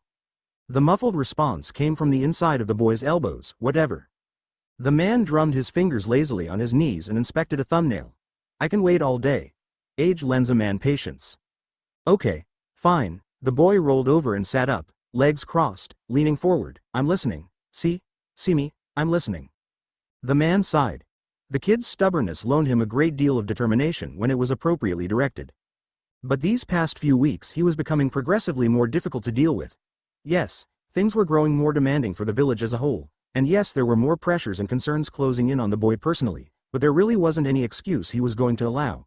He was almost 5 times this boy's elder, and had more experience than most other shinobi in existence. He was going to train his way, or he wasn't going to train anyone at all. This Sasuke fixation is getting on my nerves. I'm not teaching you any of these techniques so you can use them against people in your own village. He narrowed his eyes before a denial could be uttered. Yeah, I do know that your sensei hasn't been teaching you anything helpful lately. You must have noticed by now that a Junin tends to pick one of their pupils out for extra attention and you simply are not going to be it. The boy, in the meantime, was kneading his fingers into the dirt. Working it like clay, he could feel it under his nails. The man rumbled irritably in his throat.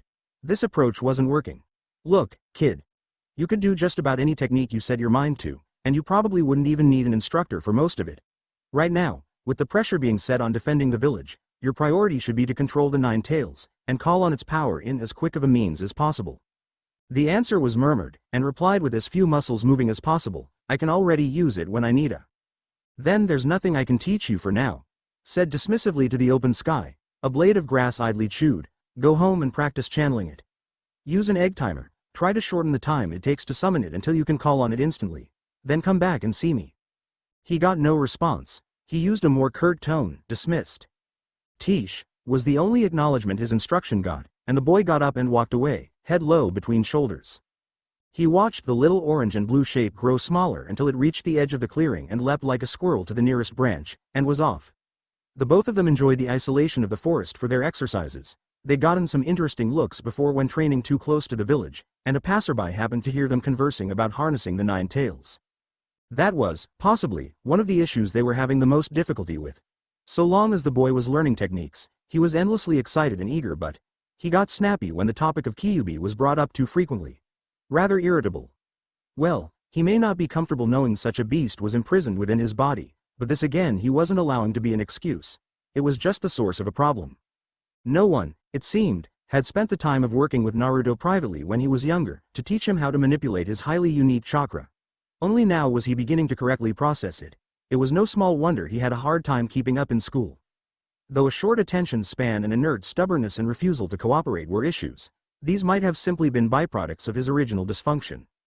A normal ninja child spent nearly all their energy calling up stamina to convert to chakra, while this boy, though he did have a generic human supply of power, he also had a whole other reserve just waiting to be called upon. With no guidance, however, he could only compare his advancement to that of his classmates and, seeing that their chakra levels were lower, he developed the detrimental habit of pushing his raging bonfire of chakra down when trying to perform his jutsu. And how the hell was one supposed to do jutsu if they were fighting against their own chakra? They needed him capable. Time was running short. You could feel it in the very air. The painful anxiety, the possibility of defeat was not unlikely. The Hidden Leaf were talented at bouncing back from overwhelming tragedy, and had time and again miraculously pulled themselves from the edge of a crumbling civilization. Looking up from his position, just over the tops of the trees one could make out the carved stone forehead and eyes of the first Hokage, who had at one time been nothing more than a wandering missing nin who founded a village where talent and skill had been an original requirement to join its numbers. That was why each clan within the walls had its own special talents. They weren't advanced bloodlines, not all of them, anyway. But they were a weaker strain similar to it, where natural talent in specific fields gave them a considerable edge. Every individual who could crawl, capable of throwing a shuriken, was going to have to be ready to fight and defend their hard-earned home. And with Naruto out of his hair for a while, he wasn't going to be quite so hypocritical as to neglect his own talents. He removed the scroll from his back, unfastening a few cumbersome unnecessary satchels. It was a dark, unpleasant knowledge, but though the Akatsuki were likely more of a threat than Orochimaru would ever be, they weren't exactly a concern of his. They were such a younger generation of superpowered freaks of nature, born with far too much skill to keep them human. But they were from the younger generation nonetheless. It was the kids' responsibility to take care of them. Orochimaru was not. The 3 ninjas, left to their own devices, still had a long life ahead of them, but despite, there was such a colossal age gap. It wasn't just because between the time he had been young up to the day the 9-tailed fox had been sealed, the village had little time to draw a breath before having to step into the next war, the next threat, and lose most of the ninja in their prime. Life presented so many opportunities to die, and there were so many geniuses that created techniques that utilized true, ultimate power, techniques that could win any fight. And all with the minor catch of one surrendered life. The young tended to want to die young. 4th Hokage. He told that brat so many times the downside of giving up your life for a cause is that you don't get to hang around to see if the sacrifice even succeeds. How horrible it was, then, to be in one's golden years, alone in the forest, training like you're a kid, and to know that the village was looking to him to kill Orochimaru. Maybe Tsunade as well, but anyone old enough to remember them knew to the question. Who could kill Orochimaru? The obvious answer was and always would be Jiraiya. Their rivalry ran back to boyhood. Gotta take responsibility for your own generation, after all.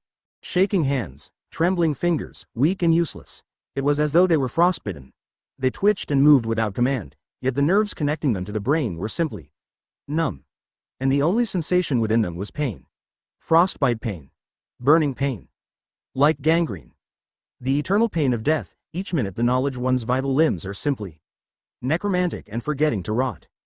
Sluggishly, one hand was placed on top of a scroll in his lap, trying to pin it down while unresponsive fingers were dragged across the scroll's lip, trying to paw it open for viewing. This was an utmost humiliation. Never before, never in his rather long and productive life, had he ever considered the remotest possibility of being crippled. Disgusted, he sat back. Open it. I cannot. There were not many people in his existence that he felt qualms against killing. Indeed, he found a somewhat un-shinobi appreciation for the suffering of others, both physical, emotional and mental. But, for now, he was very glad he had spared Kibito most of his tortures. Because the young man was genuinely helpful, he didn't say anything as he approached, and when he unstayed the scroll and opened it, he did so that it was facing away from him. Not even trying to see. Not even curious. Earlier that month, through a long series of subordinates trading messages to subordinates, he'd received a short, precise and upfront message, in a clear yet characterless handwriting. Yes. Depend on the Akatsuki's messages to be as colorless as their members. Pretending to be polite, as usual. Pretending to be official and legitimate. Powerful as hell, frightful and unaccustomed to being denied. Anything, really. Brats, all of them. Unaware there was ever a time when power was once gained through a lifetime of developed experience, hard work and self-discovery. That you have recently been stirring up Konoha.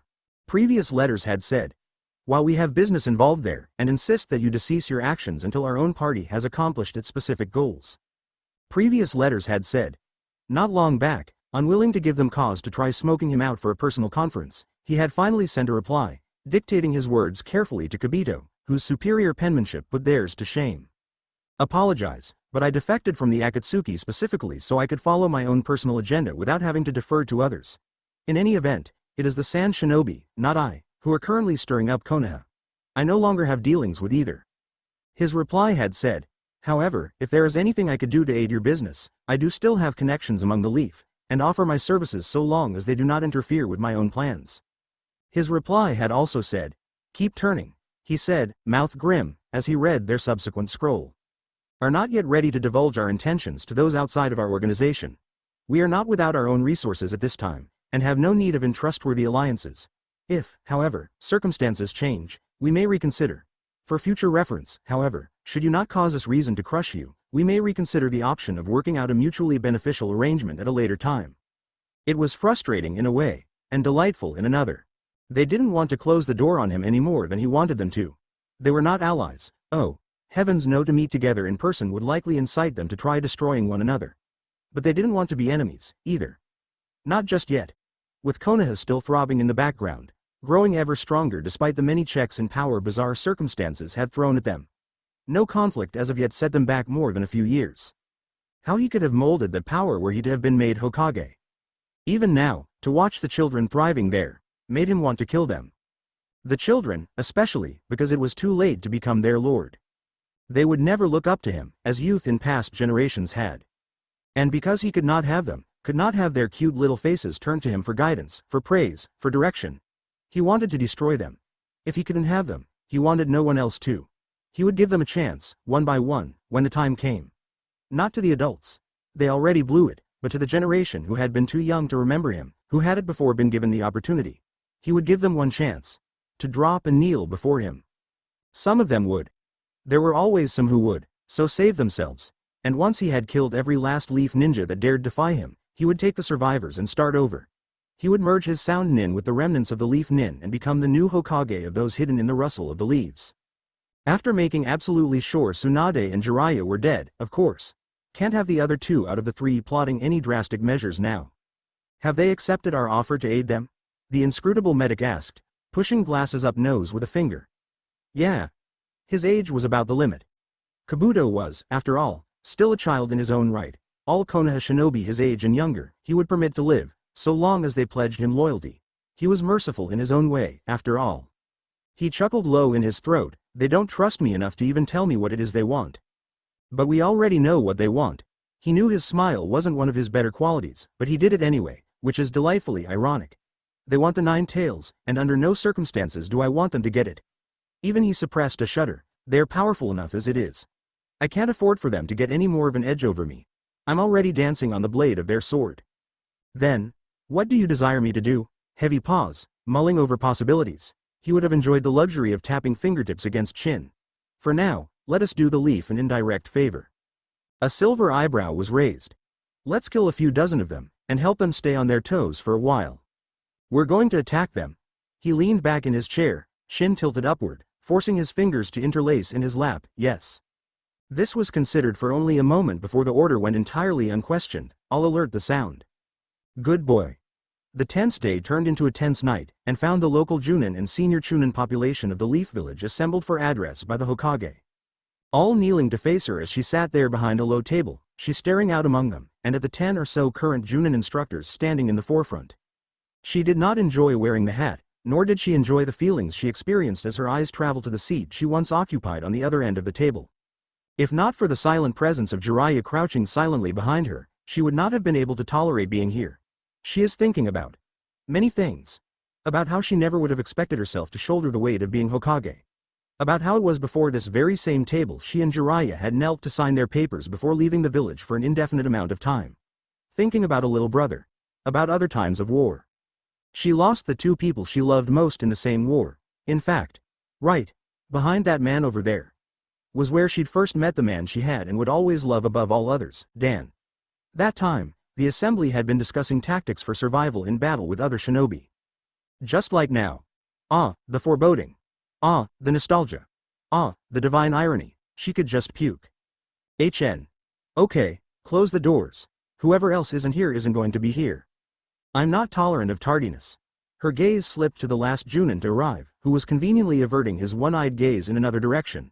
Once the doors had been sealed and two shinobi placed outside, swords drawn to ward away possible trespassers, she leaned over, elbow on table, supporting chin on knuckles. She turned to the man at her left. First, have the Sand agreed yet to discussing collateral for the destruction they've caused us? The man was working the skin on his forehead and only murmured darkling, the only thing their spokesman seemed willing to offer so far is a written apology, which they have yet to deliver. NNN. She closed her eyes. Gentlemen, this is not looking good at all. I don't like sitting back and waiting for our enemies to attack us. A shuffling, possibly head ducking a little to hide behind the other shinobi to maintain a degree of anonymity. Are you suggesting maybe we attack first? Oh, can we even do that? I would certainly love to. Those hidden in the sand have always irritated me. However, she grimaced, the minister is eager to put this matter behind him. As far as he's concerned, this issue is settled. The Sand have surrendered, and we're making a point to not let him know how damaged the village is. We can't afford him trying to give us slack by directing commissions elsewhere. Already all our intake is being directed to weapons production. To lose anymore and the villagers are going to have to start hunting and growing their own food, and we don't have room within the walls for crops enough to feed everyone.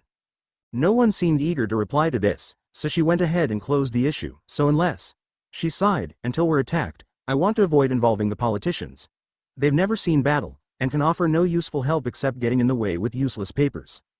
The floor was getting a lot of attention tonight. Most people were looking down at it. She inspected their faces. She allowed a ghost of Medic's chakra to inspect the room. She had the utmost respect for these men and women, keeping straight faces and formal postures. Because they were filled with dread.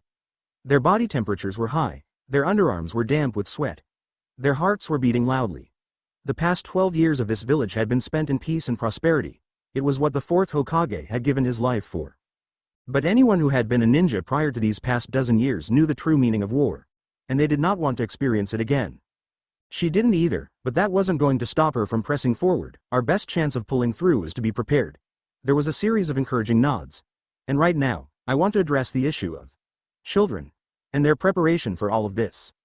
From the corner of her eye, she glimpsed Jiraiya shift his weight for a moment. That certainly brought on an uncomfortable shuffling. One voice tentatively brought out, surely the children aren't going to fight. Another joined it, but they could die. Her impenetrable gaze fanned across the room, freezing all other protests. We all could die. I'm well aware of the costs of war. I've personally lost a kid brother, who was barely a genin. Any who had seen her after the incident knew better than to doubt her knowledge in the world of loss. But he died defending his people. It is a truly honorable death. I'm not suggesting we strap weapons and vests on every tot who can walk. What I mean is that our current genin are phenomenal fighters.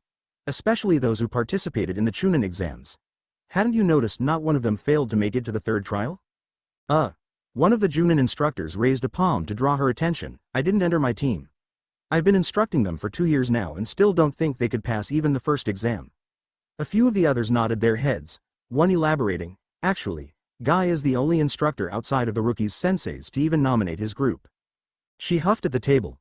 She was hoping for some agreeability on this. I will admit that nearly all of the rookies this year seem to be extraordinary from the rest, but that doesn't mean the previous year's genin are inferior.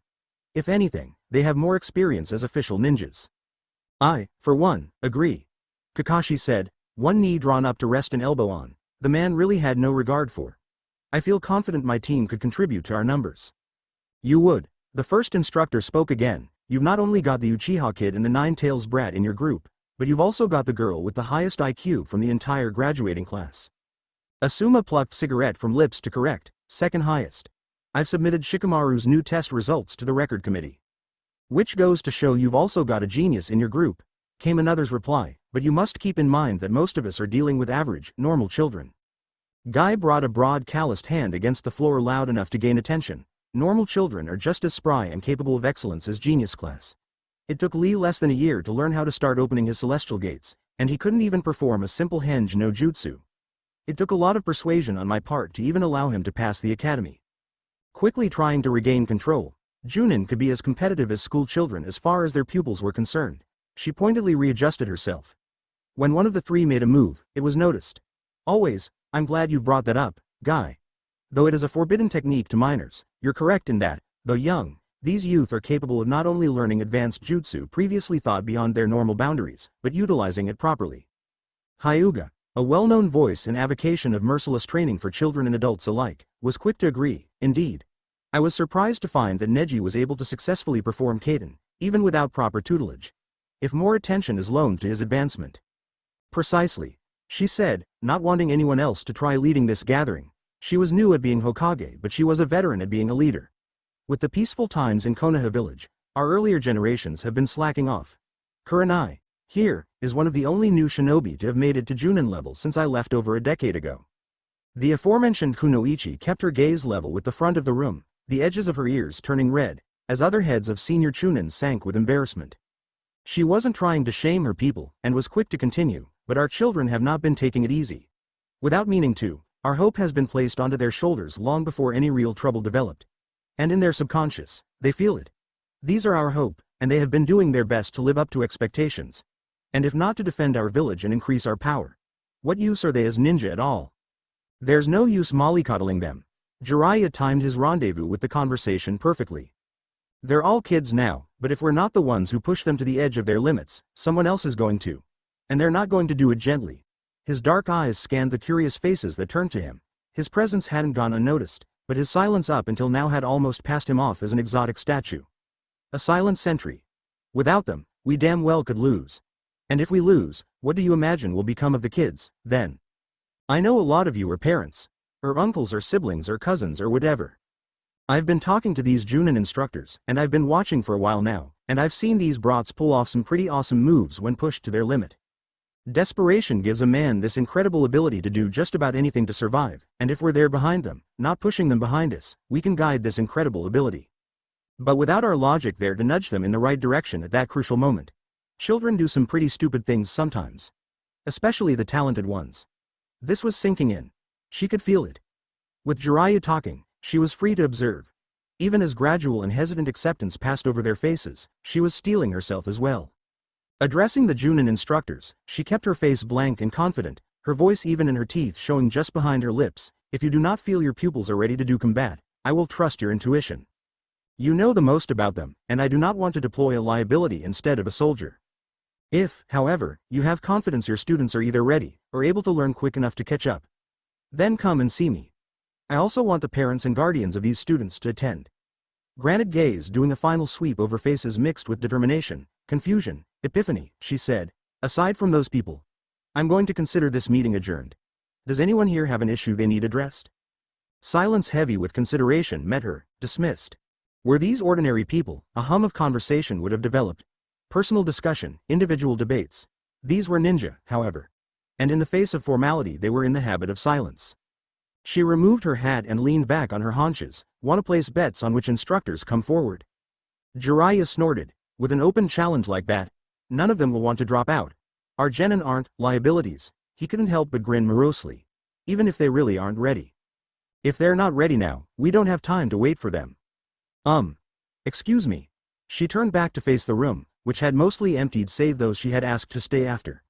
A rather young man had approached her table, and she had to rack her memory to recall his name. The wide scar that symmetrically crossed his nose helped her remember. You're little Ruka, aren't you? Your parents fought bravely against the Nine-Tails. They were good people and are sorely missed. The young man relaxed somewhat. Oh. Thank you very much. He folded his hands behind his back and assumed a rigidly formal posture. I was Naruto's teacher in the academy.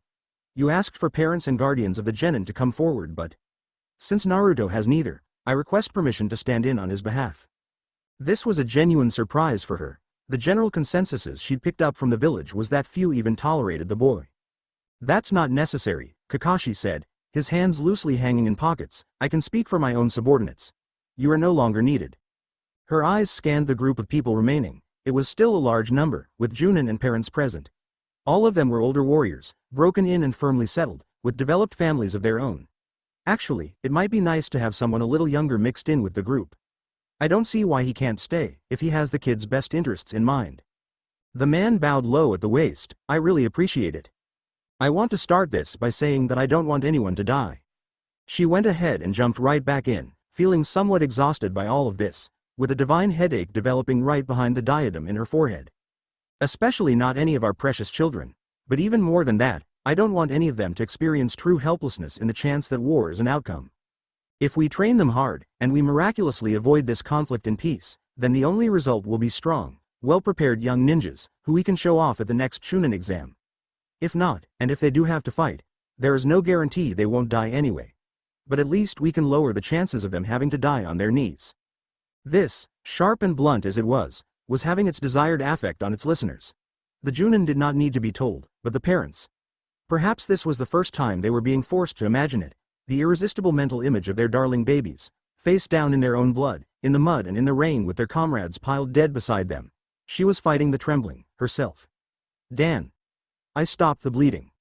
So, she drawled with a limp-wristed gesture, while I'm going to want to talk to each of you individually, I'm going to ask Kakashi and Guy to come to the front, since you both were inclined to teach your protege jutsu out of their jurisdiction. She got a sadistic amusement out of the looks the two men exchanged. They were two of the brightest Junin available at this time. And they were both scared to death of her, to think back.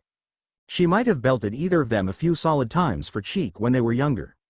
She laced her fingers under her nose and looked them intermittently square in the eyes. Gentlemen, I know you both have good reason for what you've done. But that does not excuse you for it. Guy, I'm freeing myself up next week to try performing the surgery on Lee. I'm not going to try talking you or him out of it, but his condition is partially a result of performing moves no man is meant to perform and live through. The normally robust and cheerful man was grim, and only nodded his head. Yes, ma'am. Please, just do your best. She sighed. From the past few sessions she'd been looking at Lee, it was very apparent the boy and his sensei were very close. Much closer than he was with his natural parents. Had they even stayed around? She didn't see them. They really gave their all for each other. Tried so hard it was no longer an entirely healthy thing. She rustled her nerves back together, and Kakashi. I'm more skeptical about your motives for teaching Sasuke the Chidori. You've said it yourself, that the jutsu is specifically designed for assassins, for killing. Hokage-sama, Sasuke was going up against the same foe that nearly killed Lee in the preliminaries, and there were many complaints filed against his excessive brutality during the second trial. And yet, she said to her tabletop, the move did little good against him. In his defense, Guy said, not looking terribly pleased, I overheard the boys talking in the hospital the day before the final exam. Gaara was not simply a talented kid. Our village is not the only one with secrets, nor is it the only one with demons. Somehow, around the same time we had sealed the Kyuubi into the body of a newborn baby. The cage of the sand decided to take it a step farther and sealed Shukaku the sand demon inside of a yet unborn infant. Incidentally, you've probably already figured out that infant grew to be the Gaara at the exams. She closed her eyes tightly and grumbled, damn. That's too coincidental. Somehow it must have been leaked to them what we did with the 9 tails. HN.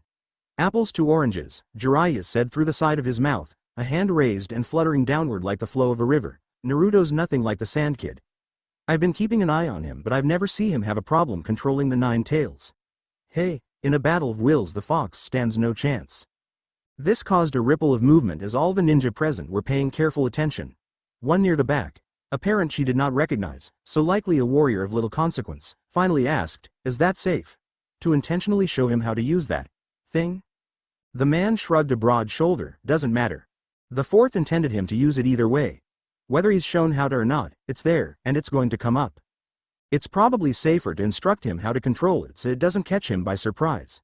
Though his eyes remained level, She recognized the wrinkling on the right side of his face, by his nose, which signified annoyance, so she waited patiently for him to say more. Actually, I've got to wonder why no one else has tried to instruct him prior to me. This isn't the kind of thing that should go ignored. He looked from Kakashi to Iruka. You two are the closest to parental units he'll ever have, but have either of you even discussed using the Nine Tails chakra with him? He'd used it more than once before running into me. Are either of you familiar with the incidents? He didn't even know where the power was coming from. The two men readjusted their postures. She wanted to smack Kakashi like a little kid for not behaving appropriately, ashamed for neglecting the issue. Little Iruka, at least, looked rather miserable. I can tell you this much, though. Sasuke's got that mark on his neck to prove Team 7 ran into Orochimaru in the second exam. Haven't either of you wondered how all three of them survived? At the mention of the despicable and frightening traitor, there was a coldness that entered the room, catching a few breaths in throats. In fact, she wasn't all that familiar with the incident and studied her longtime friends carefully. Maybe no one else could tell, but he was beginning to get angry. Do any of you know that Naruto had been channeling the Nine Tails to try and fight him during that time? Or that Orochimaru had tampered with his seal in the process? Another series of sharp intakes of breath. Granted, he's always screwing up and smothering his own chakra, but you too, especially you, Kakashi, with that eye of yours, honestly didn't notice that his chakra was severely off. Just watching him try to focus in should have been enough to feel it. Half his power comes from the Kyuubi. So, Iruka finally said, looking, well, devastated at the moment, and the level of concern in his eyes was nearing panic. You mean he was fighting in the preliminary matches without access to even a normal student's level of power? Is he okay? The heated reaction seemed to partially mollify Jiraiya, which helped her to relax as well. Yeah, it's no problem now. Orochimaru's methods were rather rough. It takes a pretty violent force to push a seal onto someone who's in defensive mode, but apparently the kid survived it well enough. Removing it took a lot less effort, and after just a month with me I hear he cleanly channeled Kyuubi against the Hyuga kid. It must have been beautiful. Looking at the two instructors for a moment, he said rather bluntly, oh. Never mind, neither of you were there to see it.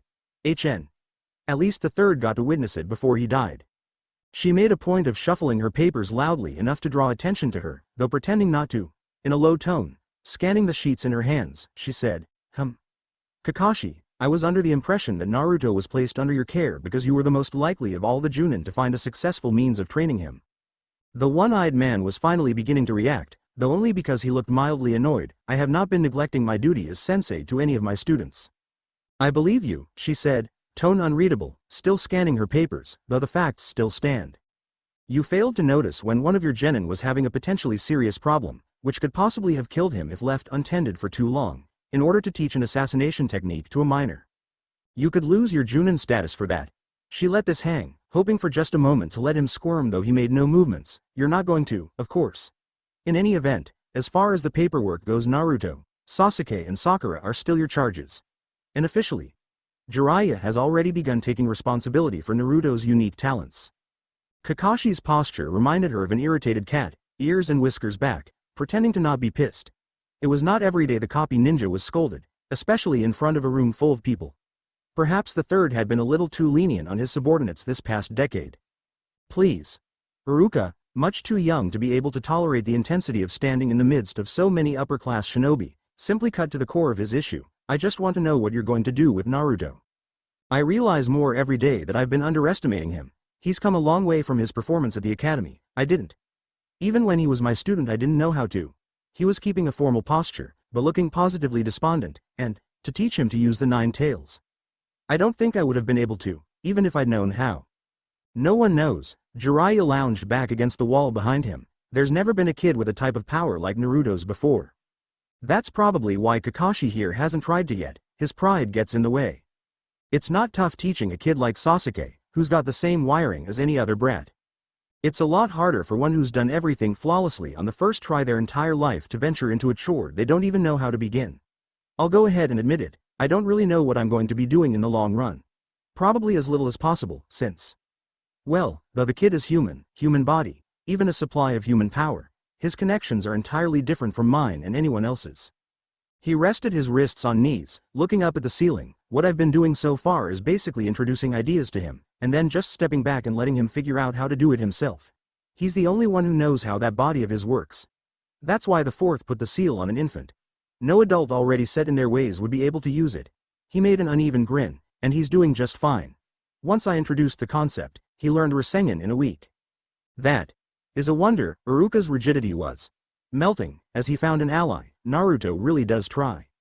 He's never lazy, and puts his all into everything he does.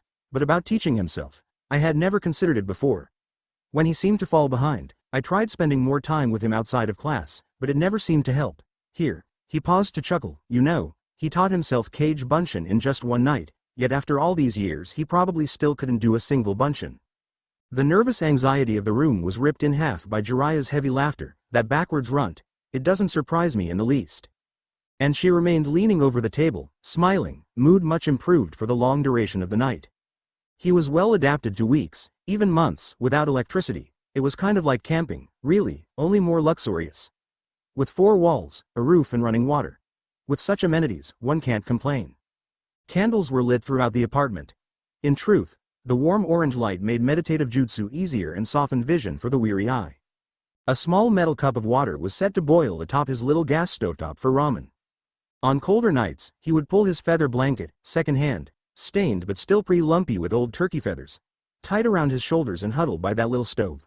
On hotter nights, well, in an empty house there really wasn't any shame in sleeping nude.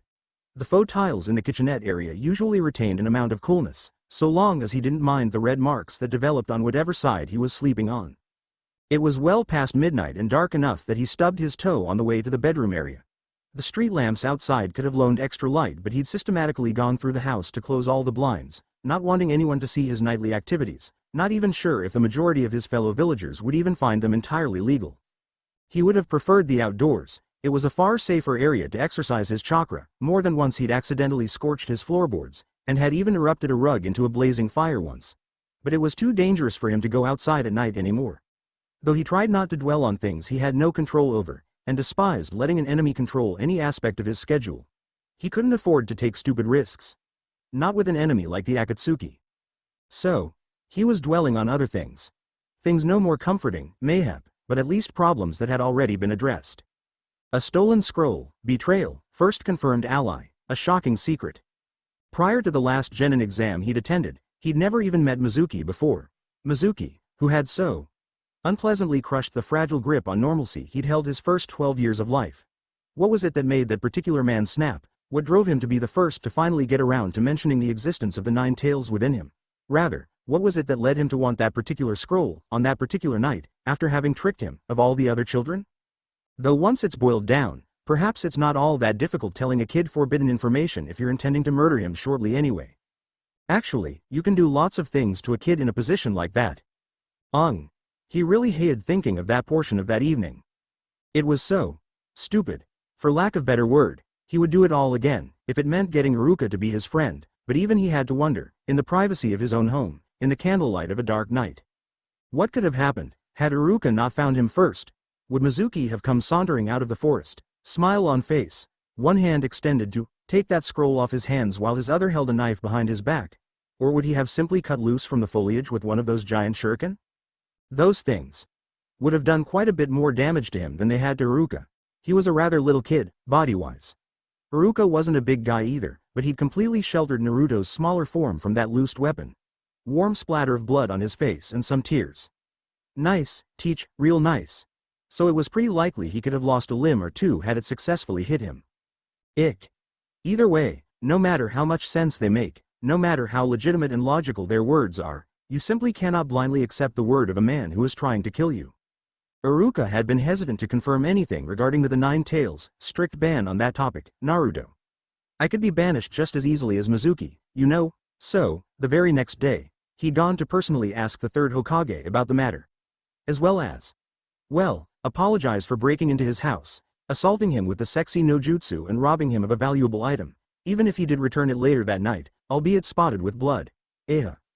All of these thoughts drifted his mind as he paced his house with anxious energy, pausing at his mirror, barefoot and shirtless, inspecting his biceps, his abdominals, lamenting his narrow shoulders and chest, which had changed little since he was 10.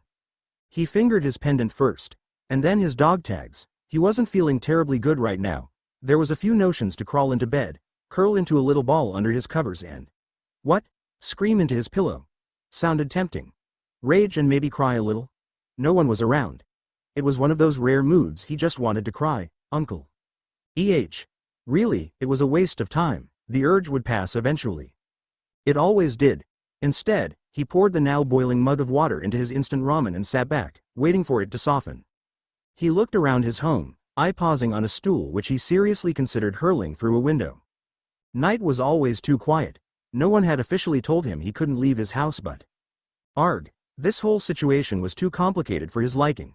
To make public the threat of the Akatsuki would mean to make public that they were after him, Naruto, the Nine-Tails brat, and to do that would involve making public why they wanted him, which went against the heavy restrictions on that topic. He hated the stillness of an empty apartment at night. He needed action. He needed excitement. He needed chaos. For now, he would have to be satisfied with not quite done noodles. As he sucked them down, he was still thinking about that evening earlier this spring when he'd visited the Hokage. The man had been surprisingly open to answer anything, which was a shame, because he'd only had one real question. "So, am I really the demon fox?" No pause for relief, but it is inside of you. Oh. There wasn't really much else he could think to ask. The pure volume of that single fact gobbled up his entire arsenal of comprehensive thought. So it was fortunate the Hokage went on ahead, "Naruto, let me show you something." And he led the way through his household, back to the Chamber of Scrolls, still disheveled from its raiding the night before. Part of a Hokage's job is to transcribe the village's history as it unfolds. Right, I know that. It was an automatic response on his part. But the old man had remained standing there, hands clasped behind back, watching him while he looked right back, chin jutted, posture defiant, and readjusted his brand new Hite forehead protector. A deep weazened sigh, and a series of scrolls were plucked from an upper shelf and steeped into a much smaller pair of arms. These document the account of the Kyuubi's defeat.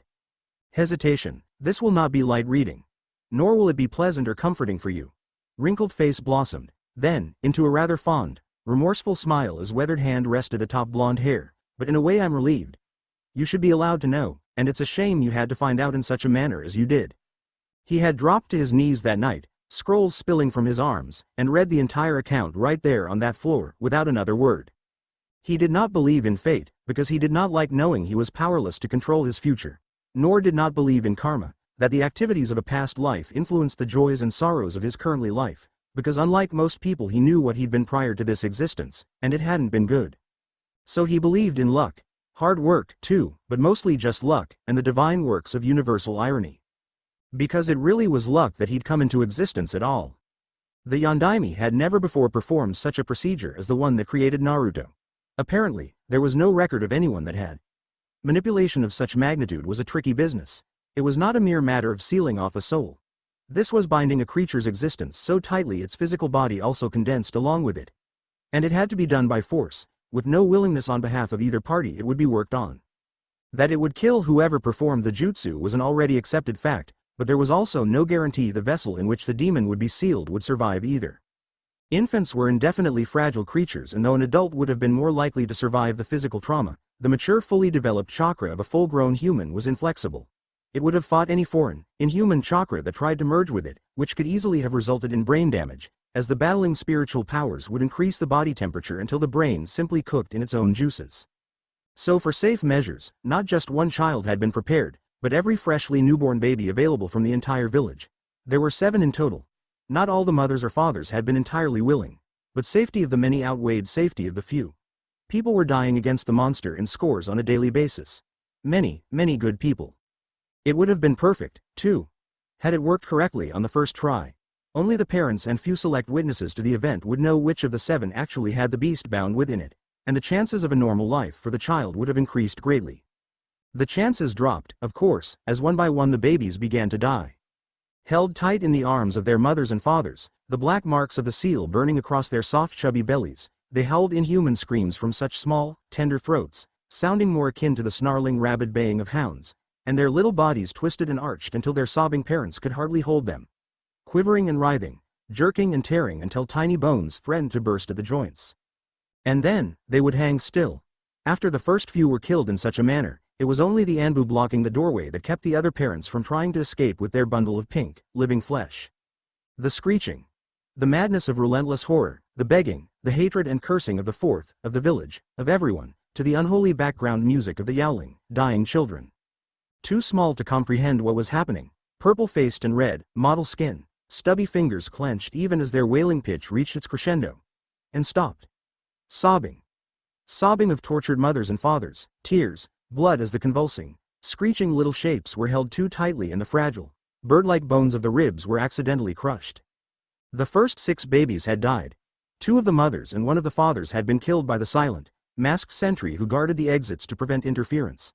The final mother had gone temporarily hysterical, eyes wide and rolling, trying to hide her precious bundle. She had to be pinned against the wall, begging, pleading, crying, snot and tears and saliva so thick across her face she glistened. Her shirt front was wet, one arm held up, trying to ward away.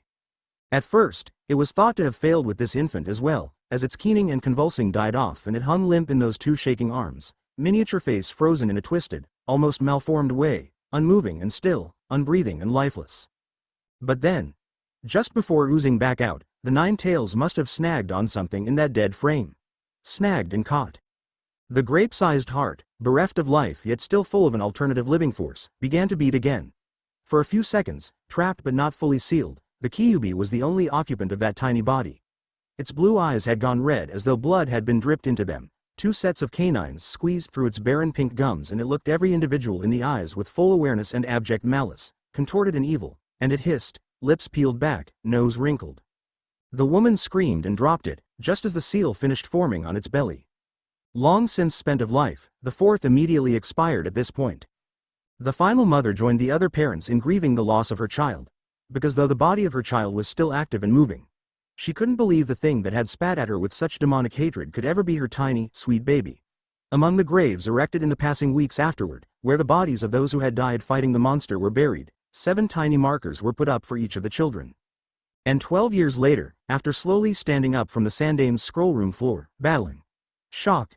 Not exactly. His mouth gone slack, hands loose at his sides, eyes exposing the white all around his pupils. He'd gone and visited those 7 graves, and had stood before them for a very long time. For the sake of anonymity, the scrolls had not listed the names of the infants, so he didn't know which of these graves failed to house the tiny skeleton of a long-dead baby. He did not know which of these tiny marble markers was his. Which of these belonged to the boy whose body he was now occupying. And he was never going to ask, either. It was just too weird to think about.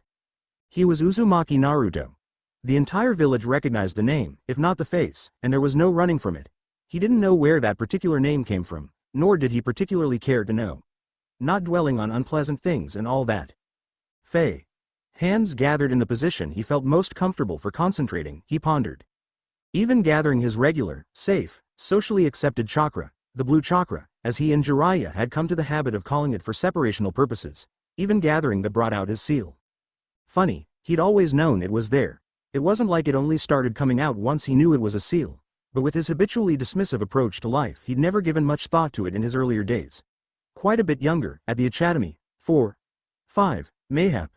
When he and the other children were first learning how to call on their inner power, he'd curiously gone to one of his instructors, shirt lifted up under chin. Hey, what's this, teach? Come to think of it, that was the first time he'd ever been caned. It certainly wasn't the last. The downside of taking full credit for less appreciated pranks was that if repeated too often the repercussions grew to be downright painful, and had left him limping for days. He had subsequently never showed nor asked about the funny mark again, so it must have left an impression, but he'd never really bothered to question the why. Well, it was seeping out of his flesh now, like ink through cloth, plain as day. The spiral. He'd chosen the spiral to represent the Uzumaki clan, funny as the idea was. It was perfectly even, twining counterclockwise around his navel, forming the trail the 9 tails must have traveled. He traced a finger down the inner circle, the flesh-colored stripe between the char black. The mark itself was pretty thick, but the swatch of pink intermittent was the mere width of a finger. The spiral was the eternal symbol for concentration. It was a vacuum. A black hole. Any matter caught up in its flow would circle tighter and tighter until it was condensed and unadulterated and pure, all imperfection squeezed from it. The 4th must have agreed, since he was the one who'd finger-painted this pretty piece of body art. He'd also utilized the spiral effect in creating the Rasengan. He would definitely be asking Jiraiya next chance he got if the 4th had come up with any other awesome ideas based from the concentration concept. It was something he was actually beginning to understand and appreciate rather well. Thinking of the pervert Sennin, your priority should be to control the 9 tails. Control the 9 tails. Heels digging into the floor. Work. Around the seal, there was a door, but it wasn't meant for easy locating. Through the spiral, control the spiral, pushing into the warm pit of his stomach, the root of his life force. It was through the navel that a mother pumped life into her developing embryo, so it only made sense that it would be the most efficient orifice through which to pump ulterior life forces as well. You didn't have to ask the Kyuubi to give you power, he was finding, so long as you were ballsy enough to press up against its cage and simply reach inside and take a handful. A faint red glow was starting to illuminate the darker corners of the room, radiating from his skin, and he hoped it wouldn't be visible through the shades. It got harder from here. He could feel the energy, but like a raging bonfire it was so very wild. How does one control a spiral with the force of a hurricane? When low on blue chakra, it wasn't so hard. With his palate cleared it was simple to settle the red chakra into the empty notch. It had been so very easy to control from that vantage, while against Neji.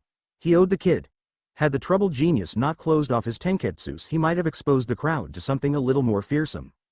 Without his other, more natural and less impressive power out of the way, there simply wasn't enough room in his miniature body to immediately put it anywhere. It was like holding a bucket but not having enough space to even overturn it to pour out its contents. There was only one thing to do once at this level. You push. And it will have to go somewhere, entering the veins, running the spongy material of the bone, the knotted cord of the tendon, filling the entire surface beneath the frail layer of the flesh. It was during this period that it was just searching for ways to expend itself, and would heal the body, replenish lost power, increase the heart rate. And, like shoving a foot into a shoe far too small for you, everything in the way either stretches to make room, or just plain rips, exposing a few toes. That's what it felt like to call on Kyuubi's power.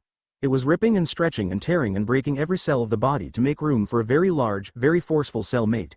And somehow, his system always found a way to make room, through little changes in the body, mostly stretches of the mental and physical barriers, but sometimes things tore, and a bit of the monster was exposed. When that began to happen, it always started with the eyes. Pupil melting into a single vertical swipe, the pale blue of his iris jumping instantly to red, entirely skipping violet on the color wheel. Now that he knew the symptoms, he was pretty sure he'd flashed Sasuke the old demon eye once or twice. Hey. Had it been anyone else, it would have troubled him, but his current grudge allowed his level of concern to be shamefully low. Let the damn genius be a little startled every once in a while. Give him something he would be physically incapable of copying with that Sharingan of his. To push any farther with the nine tails began to alter the more flexible bone tissue, tooth and nail. They extended and sharpened. By this point, were any of the villagers present it would be difficult to dispute the whole monster thing. Especially since at this stage of merging with his red chakra his vocals had also begun to alter, becoming more gravely "ish." In such a state, he stood, maintaining eye contact with his reflection, and just let it sink in. This was something he could do. It wasn't pretty, but then again, raw power wasn't meant for aesthetics. Byakugan wasn't pretty. Neither was Sharingan, nor the effects of open celestial gates, nor Gaara's sand. Nor was the monster of Shukaku. Kyuubi was not lovely to behold. It was sick and dangerous and vicious, but it was pure, unadulterated power. And it was his. To not use it would be a foolish waste. Without provocation, it was difficult to keep his chakra raging. He had to keep one hand elevated, fore and middle finger aloft to maintain focus. But it was all here. And it was in perfect, controlled working order. A glance to the brass alarm clock he kept by his bed, which he had to remember to wind each morning. Damn it, that had taken 10 minutes. On the battlefield he couldn't expect the enemy to just stand there and wait around for him to go through these motions. He needed to be able to channel Kyuubi instantly. A lot of people could die in 10 minutes. Whoa, okay. Can't get frantic or frustrated when performing this balancing act. His little body supporting such a large load of power made him a little top heavy. One small tip and it went a little berserk. It was another thing he had to work on. Deep breath. Woo. Exhale, arm dropping to side. Almost instantly the power abated, sucked back down the swirled vortex of his abdomen, heating his guts for a few seconds, leaving him temporarily queasy, and he had reverted back to his short, harmless, cute, lovable, baby blue-eyed, ninja self. Tomorrow maybe he could cut it down to 9 minutes. It was then that the floorboards jerked beneath his feet. And that was even before he heard the explosion, after which a shockwave made the entire complex sway. He stood very still, feeling incriminated, eyes wide, the first thought through his head being, crap, did I cause that? Just before the distant wail of sirens ripped the darkened night. Crisis sirens. He raced the room once, tying headband to head, tugging on a shirt, retrieving weapons pouch, strapping on leg band, hooking belt. Not bothering with the door, he pelted to the window leading to his wobbly porch, the sound slap of bare feet, threw it open, sprung to the rail and vaulted over the edge into the night air. After filling his body with the raucous energy of the nine tails, running felt very good. There was rarely a time he didn't feel like running, like moving, like shifting from one location to another. He was always quivering with energy. It was never that he didn't like relaxing so much as he was incapable of doing so. But now, the need to burn energy felt as important as the need to breath. Speed, hair slicked back from pure momentum, the mournful wail of the sirens pricking his adrenaline, drawing his attention to the direction he distinctly heard another far-off explosion, the exhilaration of each leap from one rooftop to another. He was jumping farther, moving faster, seeing better now than he normally did. The afterglow of dealing with his inner demon. Unlike most techniques, channeling it left him with more chakra than he had before using it. A parting gift of sorts. He wasn't sure if he was at liberty to enjoy it, but he couldn't hate it, either. Something had happened to the electricity in this area. A breaker seemed to have malfunctioned, or been destroyed. And all the streetlights in the area had gone dead. He was the first to reach the rendezvous point. Since their first week of becoming genin, this spot had been defined as the meeting place, whatever time of day, whatever type of weather, the instant the sirens were heard. There had been drills performed, at random times earlier that year, to ensure the procedure ran smoothly. It was dark, but he knew the place well. The location Sakura, Sasuke and he had been accepted by Kakashi as worthy pupils. He could hear the whipping of fabric as the Konoha flag waved in the night breeze over the monument for the many shinobi lost for the good of the mission. He was starting to wish he'd paused to put shoes on. The metal roofs of the village were rusted and jagged in some areas, and he'd cut his feet. Hands resting on knees, he was bent over, catching his breath. His limits were not defined, he was not tired. His energy was still raging in his body, his muscles quivering. "You're certainly prompt this evening." Glancing up, he found Kakashi perched atop one of the wooden posts. "Yeah, I was still awake." Maybe he looked a little sheepish. Exercising his control of Kyuubi left him feeling a little guilty, like he was breaking some divine rule against it, even if he'd been instructed to do so. He cut it down with, "You are, too, for once." The man shrugged, "I can still surprise, from time to time." And he remained standing still, looking off into the distance, where a dull rumble could be heard. One of his hands was cupping his ear. Oh, he could see it now, an earphone. "I'm getting a broadcast about what we're up against right now. You should have a weapon in hand already. Chakra up, eyes open. Be on your toes. We're not safe right now." He was not speaking as a sensei addressed a pupil. He was speaking as a commander addressed a soldier. He wasn't sure if he was mad at this man at the moment, but it didn't matter right now, because he did not know what was going on. He hated not knowing what was going on. And for now, all he could do was depend on his elder's experience. So he had a kunai in hand. Weight shifted to the balls of his feet when the rapid flap of footsteps drew his attention to a dark shape moving amongst the other dark shapes, coming to a stop at the sensei's feet. So Sasuke had arrived. Metal gleam of his headband at an angle, telltale rings of one just woken up still clinging to his eyes. Kakashi. Shish. The man raised a head, his one eye watching as somewhere at a distance, a few miles on the other end of the village, a fire must have started. The dark of night was given a gradual hue of red, reflecting from the clouds. The smell of smoke was beginning to permeate. Naruto could feel his heart beating so clearly he could have described its very shape and size.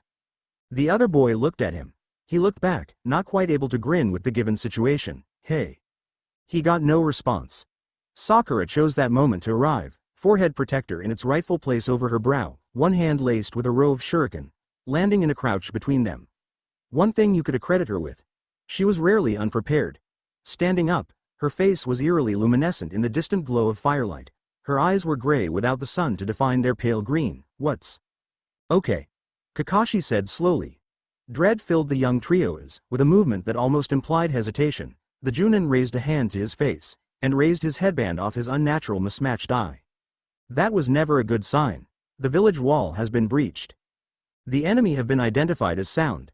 There's no proof other villages are not involved. He was being short and to the point. His casual goofiness was gone. What was visible of his expression was wrinkled with strain. The Sharingan looked to be glowing in the otherwise dark shape of his head against the backdrop of barely lighted sky. Motive for attack is undefined, and we have not provoked them. So it is our right to return the show of force. For a moment, something in his hardly visible face softened, as did his tone, as he inspected the three of them as though they were tools he had lovingly handcrafted. "You three. Are good kids." It felt somehow important. More important than the words would have looked in writing. "I'm proud of each of you, and your abilities. A stone sinking into the pit of 3 collective stomachs. Kakashi had seen many comrades die. He hadn't been covert with the fact. But it was a very different thing when it was finally realized he was getting this out of the way in case they should also be killed before he saw them again. This was too real. Your mission for now is to defend the village. This isn't competitive combat. You're not going to be graded on your methods. Don't be fancy. Just kill as many as you can. None of these children had killed before. Or been told to do so. And while you're at it, try not to get killed yourself. They were looking at him with varying shades of horror. This was happening too fast. Well, let's get to it, then. The action is that way. A finger was pointed toward the red haze in the horizon, over the tops of the surrounding foliage. And the man was gone. What is it that makes one prepared? Is it tools? Foreknowledge? Experience? Maybe things would have been different had this hit them during the daytime. Or if these children had not assembled some time ago and discussed this possibility, allotting themselves quite a bit of extra time to come to terms with this uncontrollable situation. Ninja did not know peace as generic man has defined it. A shinobi's peace still involved combat. And these children knew combat. But they did not know war. Where people died a whole lot quicker, a whole lot messier, and with a whole lot less acknowledgement. In war, loved ones were parted. Families were destroyed. Which might be why it was the 2 orphans of the group that shot off into the distance immediately without hesitation, with enough force behind their thrust that the ground exploded with 2 bursts of soil as they took off. They had no family to worry about. And the girl, bubblegum pink hair, shuriken still so lethal and sharp in her hand, more rational and intelligent than her teammates, had to pause for just a moment. Not to consider her own possible death approaching, but to send a silent message of love to her parents, wherever they were in the village. And then she was off, too. From Tsunade's vantage, one could see the entire enclosure of her domain. A few flares had been fired into the air, illuminating the southmost border of the village with piercing blue, and to her, it looked like a battle between opposing swarms of crickets. Small black shapes hopping and jumping around the rooftops and surrounding plant life like so many fleas. With most of the power generators taken out in that sector, the chemical blue light dyed the busy activity of tiny battling ninja monochromatic. Thin pegs of smoke were beginning to rise in a few areas like nails that had not been hammered in. The distant rumble of explosion, the little flares of fire looking like sparks. She knew the scene, and even at a distance she could judge which region would have the most screams, and knew what pitch and tone and intensity each voice was used from each attack, each jutsu, each clash. She could probably survive if she jumped from the Hokage monument she was currently stationed atop of. If she angled it right, she could probably clear the entire drop and land successfully on the raised platform erected for viewing of the monument. She wanted to fight. It was where her heart and soul belonged. Her family was bred to be ferocious and lethal, and her blood was boiling with aggressive energy. The sirens, positioned high on towers throughout the entire village, called to her. A Hokage, however, is not chosen strictly for power or capability, thank God, or else Orochimaru would have made it to the position. At the moment, it was her duty to oversee the procedure, observe, and be the calm voice of reasoning, giving orders to her soldiers, out there fighting and playing their own part in the mechanics of the shinobi society. And keep as many alive as possible while doing it. When she noted the dark shapes of 4 stealthy ninjas creeping discreetly over the wall farther to the east, she was quick to command, need a small squad to reinforce territory to the east. Possibly 6 unknown infiltrators. And then, having to quickly amend before anyone got themselves killed, cancelled it. A large platoon will be needed. It now looks like 18 infiltrators, and more are coming. Binoculars were pressed so tightly against her eyes they would likely make a suction pop when she moved them away. Forcing her voice to stay calm when on the inside half panicking, watch yourselves now. We have enemy archers. Repeat. Enemy archers lining up to the west. Some arrows look to be flaming. Possibility of jutsu being worked on them. Take them out, but be careful. The foam covering of her mouthpiece was moist with spittle from her shouting. It was almost like playing a video game, except it decided life and death. It was the only possible way to take on this responsibility. To get too emotional, too personal about who might specifically be out there fighting was simply too much. Sloppy formation around the sheep corrals. Get your act together. There's a dozen or so enemies hiding in the clump of trees. No. The other one. Yes. Good. Flush them out. Her transmissions were broadcasted on a coded, secure channel to every Konoha ninja that had been issued a headset. It would be impossible to issue one to every shinobi in the village, but most Junin had them, as did all Anbu and a few other elite ninja. She was glad Jiraiya wasn't up here with her. He was worse than her at keeping out of a conflict, though she did not currently know where he was. He wasn't out there in the fracas, that was for sure. A few large toad heads would have popped up by now, or some of his colorful and frightfully effective underworld techniques. She actually had a feeling he was either on the other side of the wall, cutting the attack off at the knees, or he was behind her, somewhere deep in the forested area atop the large plateau that granted the city so much natural protection, ensuring the enemy didn't attack from any other directions. In any event, he was likely doing something helpful. In his own bazaar only works if Jiraiya does it way. Large group performing ritual against the wall. Get out of there, get out of. She paused, her lips slowly closing to the distant sound of a chakra-based explosion. The ground beneath her trembled. We have heavy losses against the perimeters. The wall has sustained heavy damage. 10-foot diameter hole has been punctured. Reinforcements needed. Why hadn't they been better prepared? The whole village was responding so sluggishly. What had Sarutobi been doing all this time? She wondered where Naruto was, out there in that mess. She wondered if, come the morning, she would get to re-experience the pain of being handed back her pendant. Best you not look, and see the little familiar body with dark stains seeping through the shroud over his face. Perhaps she was looking to the quirky, socially inept little boy as a replacement for Milwaukee. Darling tenacious little Milwaukee. Dead and mangled genin of at least 2 decades. But she couldn't stop herself. Don't die, you little brat. He was finally realizing the positive side to being the smallest ninja in the village. Adults, especially when dealing with other adults, fail to look down. Kunai in hand, he scurried through the tangle of battling bodies on all fours. Hands and feet. It was easier, being barefoot. Head down, slicing at what portion of his enemy was most available.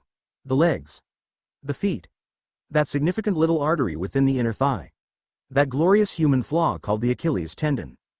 The startled comical yelps that erupted from his victims as he slashed his merry way could almost have made him grin. Score 1 for the trickster. If not for the wet, strangled sounds that followed shortly afterward. A ninja with injured legs cannot move very well, and subsequently they were rendered hardly more than sitting ducks. This wasn't supposed to bother his conscience. A shinobi's heart was to remain firm and unyielding, keeping emotion inside. He longed for his tough, heavy jacket. His shirt sleeve was sliced up to the shoulder, exposing a pretty decent wound where some type of blade or another had done a fair job at carving him up. In the chaos, he couldn't recall when someone had taken a swipe at him. He wasn't squeamish by any means, but knowing that the growing slickness of moisture that was coating his upper arm was his own blood wasn't a good type of knowledge. He didn't want to kill anyone, he didn't want to fight like this. He was scared and just a kid, all that, you know, bastards. The flares that had been launched turned the world rather surreal. Every surface the light touched was bleached a glowing white while every shadow had the dark intensity of a black hole of non-existence. An enemy finally noticed him down there by the ground and drove a boot rather firmly into his ribcage, sending him tumbling across the ground. By the time he recovered from the temporary vertigo, was he looking up or down when he saw his feet? He already found himself in a little group battle, fighting alongside a leaf ninja he only recognized in an abstract, unfamiliar way. The two of their styles weren't necessarily incompatible, so they did reasonably well against the sound ninja they were up against, and once again his size was to his advantages. While his companion parried an attack and throwing the enemy's arms wide, he was small enough to step in under the defenses and simply stab. The stomach was called a vital area for a reason. There was no bones to get in the way. A kunai went into the abdomen of a human far easier than it went into the abdomen of a wooden target practice dummy. It was like puncturing a soggy burlap sack. Somewhere between that particular mental comparison and the registration of the sound that accompanied the thrust, like ripping leather, he lost most of his comprehensive powers, during which time he was fairly sure out of reflex he'd conjured a couple dozen shadow clones but couldn't quite recall what he'd sent them off to do, and found himself once again scurrying on hand and foot at high speeds. Was he running toward or away from something? He didn't quite. He barely had the reaction time to slam the heel of his palms against the ground to avoid a sword that came slashing down, so close it almost cleaved the tip of his nose and did successfully clip the last millimeter off his fingernails. To have reacted any slower it would have been his neck. Too close. Everything was happening on a split-second basis. He utilized the cancelled momentum of his front end to send his back end into the air. Hands still to the ground, legs sailing overhead, allowing him the opportunity to plant both feet into his would-be beheader's crotch, and completed the arc by pushing off with his fingers and landing in a crouch, already swiping out a handful of shuriken, leaping backward to give himself space, hurling the razor-sharp projectiles to cover his retreat just before his troop of yowling doppelgangers came roaring in, slicing and dicing with whistling kunai. Oh, there his clones were. The entire ordeal occurred in less than 2 seconds. It felt like an eternity. He might have to be doing this all night, on no sleep. Oh, Cripes, this was going to take forever. Already his brain and nerves were feeling raw from overstimulation. The only things still ready and rearing to go were his chakra and adrenal glands. His adrenaline was right up there with his stamina. It was in a constant state of angry passion. Like a pack of piranha, his host of Bunshin drifted off their victim like a lowering tide and rose in one mass over another rather startled enemy ninja, leaving behind an unmoving body, poked full of so many holes it would put a wiffle ball to shame. Never before had it been so clear exactly why the art of the doppelganger was kept hidden away in a forbidden scroll. It was formidable. He didn't have much time to stand back and just watch his little army do their work, standing in the middle of a battlefield as he was. In a kind of dazed way he was aware of quite a few exchanges with random foreign shinobi that happened across him. It was so quick. Precious fractions of a second were used to confirm friend from foe, just enough time for the brain to say, "Hey, that's not a Konoha headband," followed by a blur of moving fists, feet and steel. A few times he even had the interesting experience of running face first into someone's stomach without being able to clearly define where it came from, and sometimes hadn't even been able to say where it went. Somewhere back there he must have been punched in the face because he was distinctly aware of a split lip. Wincing, he paused for a moment, throwing his back against a wall partially out of the way to inspect a rather raw sensation only to find not only his fingernails had been hacked off but so the first millimeter of his fingertips. Ah, crap. A tall lady came crashing up against the wall beside him and the two of them exchanged bewildered glances before the recognition of enemy hit them both simultaneously. Too close to draw weapons, the lady was quicker than him, whipping one hand out to snag a fist full of his shirt front, her other drawing back in a fist where he had the super zoom instant of clarity where he recognized the metallic gleam of brass knuckles. He was thinking, that could knock some teeth loose. Before, what else was there to do? Really? Sinking his teeth into her thumb, which happened to be the nearest of the digits holding his shirt. She yelped, and he took advantage of her surprise by grabbing a hold of her wrist, twisting his other arm up hers to hold her still, jerking her down closer to his level while he slammed his knee up as hard as he could into the back of her elbow. It was an elementary attack from his academy days. Are all going to be learning offensive holds today? As a reminder, these are strictly for combat situations and should not be used on younger brothers or sis, but the classics are taught for a reason. The snap of bone was distinct, and he ran like hell as the lady howled. He was a pretty successful prankster. He could perform most jutsu with relative ease, or at least a good substitute jutsu, but he had lacking combat skills when it was boiled down. Living alone creates many obvious detriments to one's development: proper speech, social interaction, monetary issues. Without anyone there to say, do your homework, or practice your jutsu, there can be little advancement unless one is not entirely self-motivated. But it also limited his experience with simply fighting. There is a lack of sparring partner, a lack of critique. He could learn incredibly fast when he wanted to, and had a special knack for learning the hard way. But he needed an experience to learn from first. So he was trying to learn as he went. Turn this battle into his own little classroom. Oh, how Iruka-sensei would be near tears of laughter. He was very bloody by now, and a considerable amount of this blood was his own. Learn from the sting, the bite. Learn now, on your toes, or just go ahead and die. There were a few shuriken lodged in his back where he couldn't reach them, pinning his shirt in place. He pulled an arrow out of his leg, having no idea where it came from. There wasn't time to trace the source. A row of kunai very suddenly were lining up across his chest, over his shoulder and down his arm. Their impacts made his body jerk. Most were stopped by bone, so didn't get to travel in too deep. Pulling them out with likely unbecoming yips and snarls, he noted a small group of leaf ninjas struggling, and conjured another legion of clones to surge into the brawl. The enemies started screaming. A kunai skewered the ground right between his toes. His infamous good luck. An inch off and that would have crippled him. Without time to dwell, he was defending himself against a rather husky giant of a man swinging a double-sided battle axe. He was sure there were a few good one-liners he could have used on the guy. His shirt was unbuttoned to show off his incredible paunch, which was not flattering, but was a little too pressed for reaction time. It wasn't long before his swarm of clones roared in to defend him, allowing him to take a deep breath and try to recover the last shreds of his waning sanity before planting a shuriken into each of the giant's eyes. Hysteria insisted it was almost fun watching the behemoth lumber off, roaring and fumbling in his blindness. For a while he traveled as a pack with his flock of lookalikes, running amok in the streets, flanking him on all sides to protect him from the majority of attacks. If he were to claim any true expertise, it would be in Kage Bunshin, art of the doppelganger. Though the jutsu was rare, he certainly wasn't the only one capable of performing it. He was just the only one to milk the technique for all of its worth, your favorite jutsu, Neji had called it. As a result, his experience with the many possible uses of a clone went unmatched. They made for battering rams and slingshots and springboards, they were good personal substitutes, they increased one's number, they watched one's back, they were another set of hands and eyes. And they had no fear of death, because essentially they were all just extensions of their creator, like weapons. It took a while to get used to. They all shared the same mind, which was a great asset as once a plan was conceived no time had to be spent explaining it. Once one became accustomed to thinking, and then I hit there, while another me goes around to the back, after which another me comes in on the front, it's a pretty interesting attack formation. And most of all, there were so many bodies ready to be sacrificed at any time in his defense. He traveled with his swarm, instantly encompassing a rather tall enemy ninja with a mostly masked mind on multiple me mode. He had a clone jab a kunai into the back of the man's knee.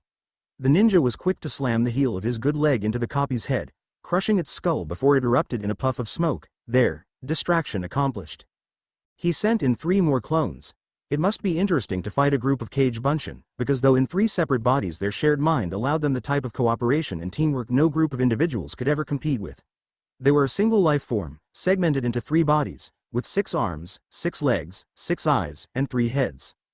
Turning away from the ensuing carnage, he left his host to do their thing, trying to seclude himself for a moment, summoning 1 more copy to pluck the pointy items lodged in his back before he started healing around them. After a pause, it said, "Dude, there's a kunai stuck pretty deep back here, too." Teeth gritted, he growled, "Just pick it out. You're the boss." And, one hand placed against his shoulder for leverage, the ringed hilt of the weapon was seized and, in one hard jerk, he could actually feel the shape of the blade as it was removed. As though fleeing from the sight, the clone vanished into a cloud of mist. He staggered and leaned against the wall, aware that a few more of his copies were also vanishing out there while his chakra was being sucked into the wound. He stood for a while, kunai in a defensive position in case he was attacked in his more vulnerable situation, waiting for his system to adjust.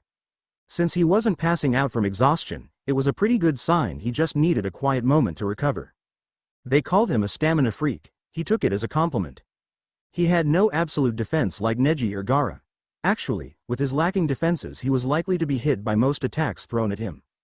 But his power didn't lay in defense. He'd been able to beat both of the well-fortified genin through something else, something which didn't necessarily involve his unique, multi-tailed resident. His bottomless pit of power was merely a complement to his best quality as a warrior. His unfettered and impossibly resilient will, he was too stubborn to go down. He was injured. Okay. Whatever. His body had already stopped the bleeding and was working on knitting the hole back together. Great. Now get back in there. He pelted back into the fray, Cage Bunshin no Jutsu. Of all the genin she knew, Sakura had not expected herself to be fighting alongside the 2 Hyuga heirs. Truthfully, she hadn't expected them to be fighting together at all. She had only seen rivalry between them in the past. Bitterness. What she had failed to recall, however, for all her genius, was that for whatever personal grudges Hinata and Neji had for one another, it was still Neji Hyuga's personal obligation to protect his cousin with life and limb. It was the duty of his lineage. And for whatever character flaws they had in fiber of confidence and hope, they were an amazingly lethal duet. For them to stand back to back, Byakugan exposed, their line of sight possessed no flaws, and no opponent within a 5-foot radius stood a fighting chance. Sakura took advantage of this scenario, mostly playing part as an extended arm of the Hyuga duo. There are 4 sound nin hiding 3 houses south. One is using henge to look like a bush. One has a sword with a 2-foot sweep. Their defenses are weakest at their northeastern side. Sakura, you're closest. Use shuriken. Neji's observations were usually more precise than Hinata's. I'm on it, Sakura said, taking to the rooftops, accompanied by a few extra footsteps. She was not the only Konoha genin to have joined in their unit. She knew Shino and Kiba were within earshot of Hinata, who warned them often of approaching stealthy attackers. Tenten, too, was spotted a few times, keeping mostly to the air where she had a broader range of available targets, hurling a vast collection of sharp projectiles into vital portions of enemy anatomy. The teams were staying together. On the way here, she'd seen Ino and her boys doing their own thing up the street with a relative degree of success. So, she had to ask herself, where was her team? Teamwork, Kakashi-sensei had drilled into them. Teamwork is the key to survival. Though more recently, he'd only been saying with less force, where's the teamwork? She darted from shadow to shadow, practicing her developing genjutsu to limit her visibility in the warped and distant light of the flares, blaring off by the distant village wall. At this distance from the more dense action, there were also many still active streetlights, completing a very eerie setting. With the stealthiness of the ninja, even in mid-battle, to look down the street it almost looked normal. Whipping a few shuriken as Neji had suggested, indeed a team of enemy were flushed out, and her hair whipped in her face as Kiba and Akamaru went whizzing past her to chase them down. Where was her team? She continued to afford a decent amount of her attention searching for signs of Sasuke. His curse seal went berserk in mid-battle. Was he dealing with it now? Was it consuming him? Was he gleefully killing people? She thought her peripherals caught a brief glimpse of him darting through an ally, flying from wall to opposing wall like a pinball, but she noted a few suspicious shapes in the opposite direction and duty had her chasing after them. As a Konoha shinobi, with her forehead proudly exhibiting the leaf symbol, it was her main priority to secure the safety of the Konoha village and defend it to the last breath. Naruto was also nowhere to be found and she had the sinking feeling he would have gone straight to the front rather than flank the battlegrounds as was typically suggested of Genin, creating a second line of defense to ensure whatever invaders made it past the first line didn't press any farther. A loosed blade, she couldn't recognize it. One-sided, it looked like a kitchen knife, whizzed past her, carving a nice hole through her pant leg and thigh. Reacting instantly, pinpointing the direction it had come from, she sent a barrage of shuriken. The satisfying series of moist thunks that followed ensured her they found their target. She dashed to higher ground, disliking the surreal knowledge that she and Ino had gotten ice cream in the store she was now on the roof of. She knew she was making a target of herself when she stepped up on the corner of the rooftop and gazed out, trying to see if she could spy Sasuke out there. He was wearing mostly black, which would make him hard to spot in the dark. Trying to see maybe a flash of the pale skin of his legs or... She wanted to collapse as a helpless question dawned on her. How was this any different from their behavior the first day they became ninja? Sasuke had instantly isolated himself from his comrades to eliminate the possibility of distraction. Naruto had charged off alone to single-handedly tackle a task fit for a whole team. And she was still wasting her time trying to find Sasuke. Was this how far they had come?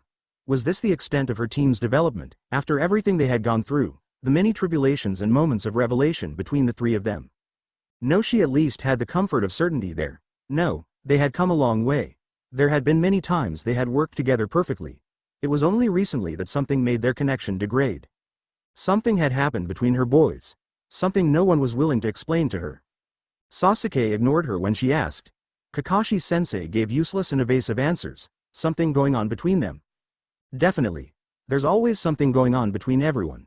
Just the other day and as for asking Naruto. Her control over that boy had weakened considerably. There had once been a time when he would stab himself in the face if he thought she'd like him more for it. Ino had even suggested she try getting him too, during one of the few times they weren't arguing about Sasuke. Having been in mean mood, she'd even considered doing so. Yet another thing that had inexplicably changed, at least in Naruto. Somewhere between first becoming Genin and now, she had become less and less of a priority to him as more important tasks arose. Sakura knew she should be happy about the change, but she sort of missed it. Not having had many people attracted to her, she wouldn't have thought a pesky nuisance would be such an ego booster. From her vantage, she noted a shadow slightly darker than the others and nailed it with a kunai, watching as it materialized into the shape of a body. Naruto complained often about not being informed of everything going on, but passing time was showing he also seemed to be keeping a few details about himself hidden. His unnaturally deep well of power, doing more things he should have been physically incapable of than Sasuke. And someone else aside from Kakashi was teaching him, too. No one said anything about it, but no one said anything at all. Sometimes she hated the ninja code of personal secrecy. Actually, Sakura was convinced she was the only member of her group without any important secrets to hide. She was just plain Sakura. Her skills were adequate but unextraordinary. Her family were neither powerful nor weak, neither famous nor insignificant. They ranked steadily at Chunin level, neither less nor more. They sacrificed for the sake of the mission but made no excessively important impacts to the Konoha history. It ran in the blood. She didn't have a tragic family history like Sasuke, or an increasingly mysterious blank past like Naruto. The difference between her and her teammates went far beyond gender and power. They were simply wired differently. Her style of life, existence as she knew it, was having less and less of a meaning to them as they strove onward toward their unrealistic goals. She was losing them to something intangible and cosmic. Sakura-san, behind, Hinata's yell caught her attention and she dove to the left, clipping her shoulder on the ground and rolling into a workable crouch, a progression of THNK THNK THNK THNK following her. A row of kunai lining up along the shingled roof like a picket fence. She could not function with the woes of her team gobbling up precious cognitive space in her mind. They were slowing her down when they weren't even her problems. If Sasuke and Naruto could function through their troubles, she at least owed it to them to do so as well. Neji barked at her, 2 targets approaching you, Sakura, 3 o'clock. She leapt to the ground and yanked a katana out of an unmoving body on the street below, swallowing the solid lump of bile in her throat, and turned to engage. The invasion ended in a surprisingly swift fashion. With the phosphorescent gaze of the flares having long since burned out, the final few hours of the battle were waged in the awkward darkness of early morning, during which time participants were allowed to rest their bodies somewhat. Enemies were harder to locate and identify, thus less combat was occurring, as the heart and nerves took up the slack with increasing levels of anxiety. Fear of attack, coming from an unseen direction. Ninja battles are silent. Except the roaring tide of increasingly shredded and bloody doppelgangers. They were a relentless source of action. Enemies had no difficulty locating them, and they had no difficulty meeting said enemies head-on. He was constantly berated for it, but for reasons he could not articulate he'd always preferred the direct approach. However, as the first offensively refreshing strokes of the morning sun began to illuminate the topmost portion of ruined houses, burned and broken treetops, punctured ancient wood of the surround village wall, the horde of foreign shinobi retreated by some unspoken signal. They abandoned wounded comrades, abandoned spoil, stopping in mid-strike to simply turn and streak out the many smoking exits now made available. With the crisp new sun lending its talent, the battlefield was made clear. Limping through the destruction, Naruto was aware of a very powerful, strangely sacred and forbidding stillness. There were many shapes texturing the ground, slowly developing color out of the abating darkness. That was a hand, palm down to the cobblestone, no wrist or arm to accompany it. What his brain was trying to register as a patch of tall grass was actually a series of sword tips stuck up out of a torso. He was annoyed to find himself whistling through only one nostril, the other 2 clogged, nose decidedly runny. Going to reflexively wipe it, he found it bloody and unpleasantly swollen. Shoot, he didn't want to deal with a broken nose right now. There wasn't a portion of his known anatomy that wasn't sore. He was getting a good breeze through the tattered remains of his unsalvageable shirt. His pants were going to be needing a good number of patches. The bare soles of his feet felt raw, as though he'd been strolling over broken glass. His palms were burnt and tender from performing a few rushed Rasengan. He was utterly exhausted. One eye open, the other pasted shut with clumps of drying blood in his eyelashes. He half leaned, half collapsed against what had once been the stone wall of a farmhouse, and gazed out upon the unreal landscape of angular arms and legs jutting up from the soil, listening as low moans began to respond to the sunlight. Or perhaps they'd been groaning all this time and he only now had enough attention to spare for them. Among the fallen were a number of men still standing, still as pillars. He observed a few heads poke tentatively out of a nearby window. Apparently his limp-wristed wave of greeting was not enough to comfort them, and they withdrew. Medics began to filter into the destruction, slinking from alleys, down cluttered and gory streets, adventuring into the smoldering trees, kneeling at the sides of the recognizably Konoha casualties, inspecting them, shining flashlights into their eyes, putting fingertips to their necks, lowering ears to their faces. They traveled in groups of 2 and 3, slowly bringing a more mellow commotion back to the dreary world. Performing emergency surgery, giving orders, pointing fingers, 1 or 2 assistants keeping back with clipboard in hand to take down names, instructions, requests, needed supplies. Konoha did not have terribly many qualified medical ninjas. They had many doctors and regular medics, it was true, but shinobi skilled in use of chakra to induce rapid healing were in short supply and high demand. There were also many times that, after a few vain moments of inspection, a doctor would shake his head and turn a body onto its back, folding both arms, if both were still attached, and would place their Konoha headbands across their chests to signal they were beyond the point of no return.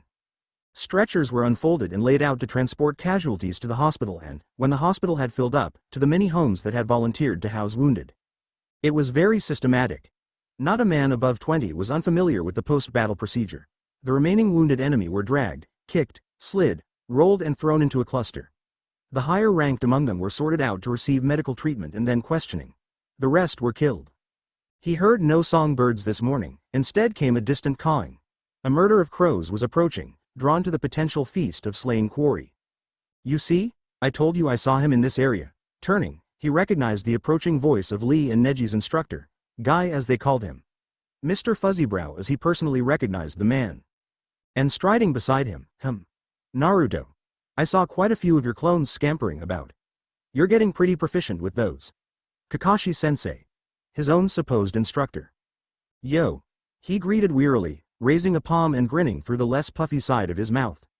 The man had tugged his forehead protector back down over his unmatching eye. So, how are you doing? Anything important broken? He curled either arm, patted down his legs, his chest, looking back up. Don't think so. Have all your fingers and toes? He checked. Pretty much. And all your teeth? He probed mouth with tongue, taking inventory. Yeah. Then congratulations, his sensei gave his tender scalp a rough tousling. You've survived your first battle intact. Fingers closed around a fistful of tangled hair, pulling him forward, stooping to meet him eye to eyes. But next time, stay in the fringes of the battle zone with the other genin. The fringes. Geez. Hey. He replied weakly. After all the fighting, the close proximity was less tolerable than normal, and he batted the Junin's hand away. Is Sakura-chan okay? Have you seen her yet? The single eye was scrutinizing him. Well, she looks better off than you. She always has. He paused, looking down for a moment, considering not asking but needing to know. And Sasuke? The man shrugged, straightening his posture and scratching his jaw. Also fine. He didn't move to help when the boy sank a little lower against the wall. Are you going to collapse? The response almost came out as, go to hell, before he caught it and said, no way. If he got swatted for sass at the moment, he might not be able to get back up again, and wouldn't that be embarrassing? Go ahead and find your teammates, then. Kakashi glanced to Guy. I've got more to do, but maybe when I'm finished we can all go out for ramen. He grinned. I'm not buying. Yeah. Naruto murmured, walking past the man without bothering to say anything else, rolling head between shoulders, shaking out hands, sore from tightly gripping various weapons for the better portion of the night. He hadn't slept in almost 24 hours, jamming fists in pockets as he trudged. He realized this was definitely a time he was angry with Kakashi. Enough that he wanted to turn around and spit at him. The worst part? He couldn't put to words exactly why. He trusted the man with his life. He knew Kakashi was one of the few adults that didn't hold his abnormal origins against him, and yet, it was, like, shoot. He was tired, hurt, cold, bloody, and didn't want to go to the hospital because he didn't feel like putting himself into debt. There was no loaning agency that would front him the money to pay for the visit. He'd already tried a few times in the past and been rejected. Something about credit that he didn't really understand. Looked like he would have to head home sometime soon to break out his well-used medical kit and depend on his own crappy first aid skills. There was movement suddenly. The familiar movement of a body rolling over at his feet, of its own will. The world went into fast forward. The body jerked, sat up. The sound of nails on a chalkboard. A sword being drawn. Body no longer beneath him, standing, the blurred silver arc of a swinging motion. Something tugged hard at his shirt, no, at the skin of his stomach, but other things held his attention. He was looking into a face with one ruined eye, his little fist pressed deep under the cavity of the jawbone. A kunai gripped in the center of it, the blade turned upward, buried to the hilt somewhere in the head. Deep enough to puncture the eyeball from within. The man was dead, tears of blood leaking from that one horrible eye. It was the first time he'd actually really killed someone, and it was so quick. In revulsion. He went to pull the blade out, but it was stuck in the jawbone. Jerking the hilt downward made the mouth open, allowing him to see the metallic gleam of his weapon on the inner side of the dead man's teeth. The warm, wet feeling, panic, shock, mouth opening to scream, but something was swollen in his throat, filling it up, just as he could feel something solid and squishy fill the hand he had pressed against his abdomen. Oh. Ooh, crap. That was. His knees hit the ground, but he didn't remember falling, only finding himself looking up at the sky. The damn blue sky. And then the silhouette of Kakashi-sensei was leaning over him, trying to pull his hands away from his stomach. What? His head and shoulders were resting on Guy's knees, though he didn't know the man had been behind him, and Kakashi was grabbing his wrists and was shouting at him, get your hands out of the way. I have to see it, Naruto, hold still, let me see. The boy was aware the desperate mantra of, don't touch it, was coming from himself, and he was looking into the upside-down shape of Guy's head. They didn't understand. He could feel the speed of his heart through the throbbing mass pressing into his palms. Why didn't this hurt? He had no feeling. He couldn't sit up to better see what had happened to him. The muscles in his stomach were not responding. He could feel that the back of his shirt was now soaking and sticky. When finally his hands were pried away and pinned to his sides, he had the sensation of something more solid than blood begin to ooze its way out of the wound. On first sight, his brain was quick to associate the sound and texture of this escaping mass. Ramen. The slurping sound of intestine was just like that of ramen noodles squishing together. If his abdominal muscles were working at that time, he would have thrown up. Neither of the men hovering over him were saying anything. It was too quiet. They were looking, and his insides were making suction sounds and he could hear his own breathing. Hyperventilating, like the erratic series of gasps a child makes after crying, painful convulsions of the diaphragm. His wrists were hurting and he wondered if Kakashi was meaning to push all his weight down on them. Rising panic, "Sensei." Both of his hands were lifted and pressed back against the wound and his teacher was instructing, voice calmer now, casual and aloof as ever. "Hold it like that, Naruto. Don't move. Just hold it like that." The pressure was enough to cause whatever was adventuring out of his stomach to slurp back inside where it belonged. The Junin were still looking at each other over the shape of the prone student. Kakashi. The weathered and stony tone Guy used was one rarely heard. Gone were his robust jibes, his playful and energetic manner. This wasn't rivalry anymore. No one wanted to be the first sensei to lose a pupil. The man didn't respond to his name, still looking critically downward. He had simply done this too many times. With too many past comrades. There was no shock left to be had. Were a second enemy to attack, he had all his mental facilities rational and functioning, remaining fully capable of reacting to most given situations in an appropriate, logical way. He felt neither weary nor withdrawn. "Kakashi," Guy said again, and though Kakashi knew what his fellow Junin was going to say, being realistic, he still didn't want to hear it. "Kakashi, get a medic." That wasn't what he'd been expecting. Searching the other's face, he tried to see if the man knew something he did not, but found nothing. Though he did not believe in deluding children nor protecting them from painful information, with the desperate entirely conscious blue eyes staring up at him, he couldn't find it in him to argue. "Right," he said, and vanished. A moment later, he had returned with a squat sturdy woman with a considerable amount of blood on her hands and freckles on every visible portion of her body. Upon assessing the situation, she only muttered, "This, I am." When she kneeled at his side, Naruto had enough discernment to utter, "I don't know her."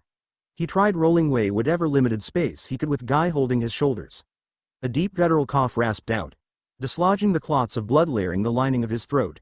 "Hey, sensei, I don't know this lady." But Kakashi was remaining silent, so the only answer came from the woman herself, quite yammering. "Hold still." She seemed rather irritated, and after wrestling the boy's hands out of the way, she stared for only a moment before standing back up again, brushing off her spattered clothes. "Kakashi, I don't know what you're wasting my time for. There's nothing that can be done for this wound. A shinobi with your status had to have known it was fatal as soon as you laid eyes on it." She went to a pouch at her hip, pulling out a tub of pills. "Here's painkillers, either way, if you think you'll need 'em for the road." To the boy, she was the dark shadow of ugliness. His peripherals were already overtaken by opaque and unpleasant shapes, and he was no longer able to feel his feet, or his hands, really. Something was horribly amiss. Hysteria was quivering in his brain, his shoulders. Something was throbbing. Like a sound, only it was a feeling. He hated this woman. She and the Junin were looking down, and barely visible through the remaining shirt shreds and blood was the dark outline of the nine-tailed seal. Make sure the body's properly taken care of by the hunter nin. Powerful jutsu could be gleaned if it fell into the wrong hands. With one more curious glance, she shook her head. "Well, suppose this is the end of all the fuss. S.A. waste, I guess, though I know a few people that will be pretty happy." Eyeing the battlefield, she searched for signs of life, turned, and began to walk away. One small hand fell to the blood-mingled dirt. Fist fixing around a clod of mud, snatched it up and hurled it at the back of the woman's head with considerable force. It hit with a thunk and stuck to her short hair in a cake. "You're incompetent."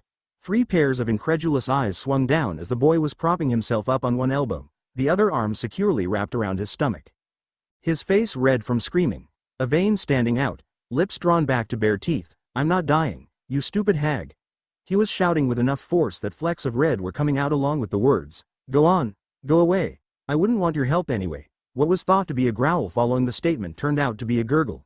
His face was contorted with more than just rage. Pain had to have been evident. Bent over, Kakashi was crouched beside him. "Naruto." There was a sick amount of humor in this scene, and sometime soon someone was going to end up laughing, because it was too sad. Of all his genin, he simply hadn't expected. One eye hazed over, the other looking in a slightly different direction from its counterpart. The boy latched a hold on his sensei's vest. Just watch, Kakashi-sensei. I just need to."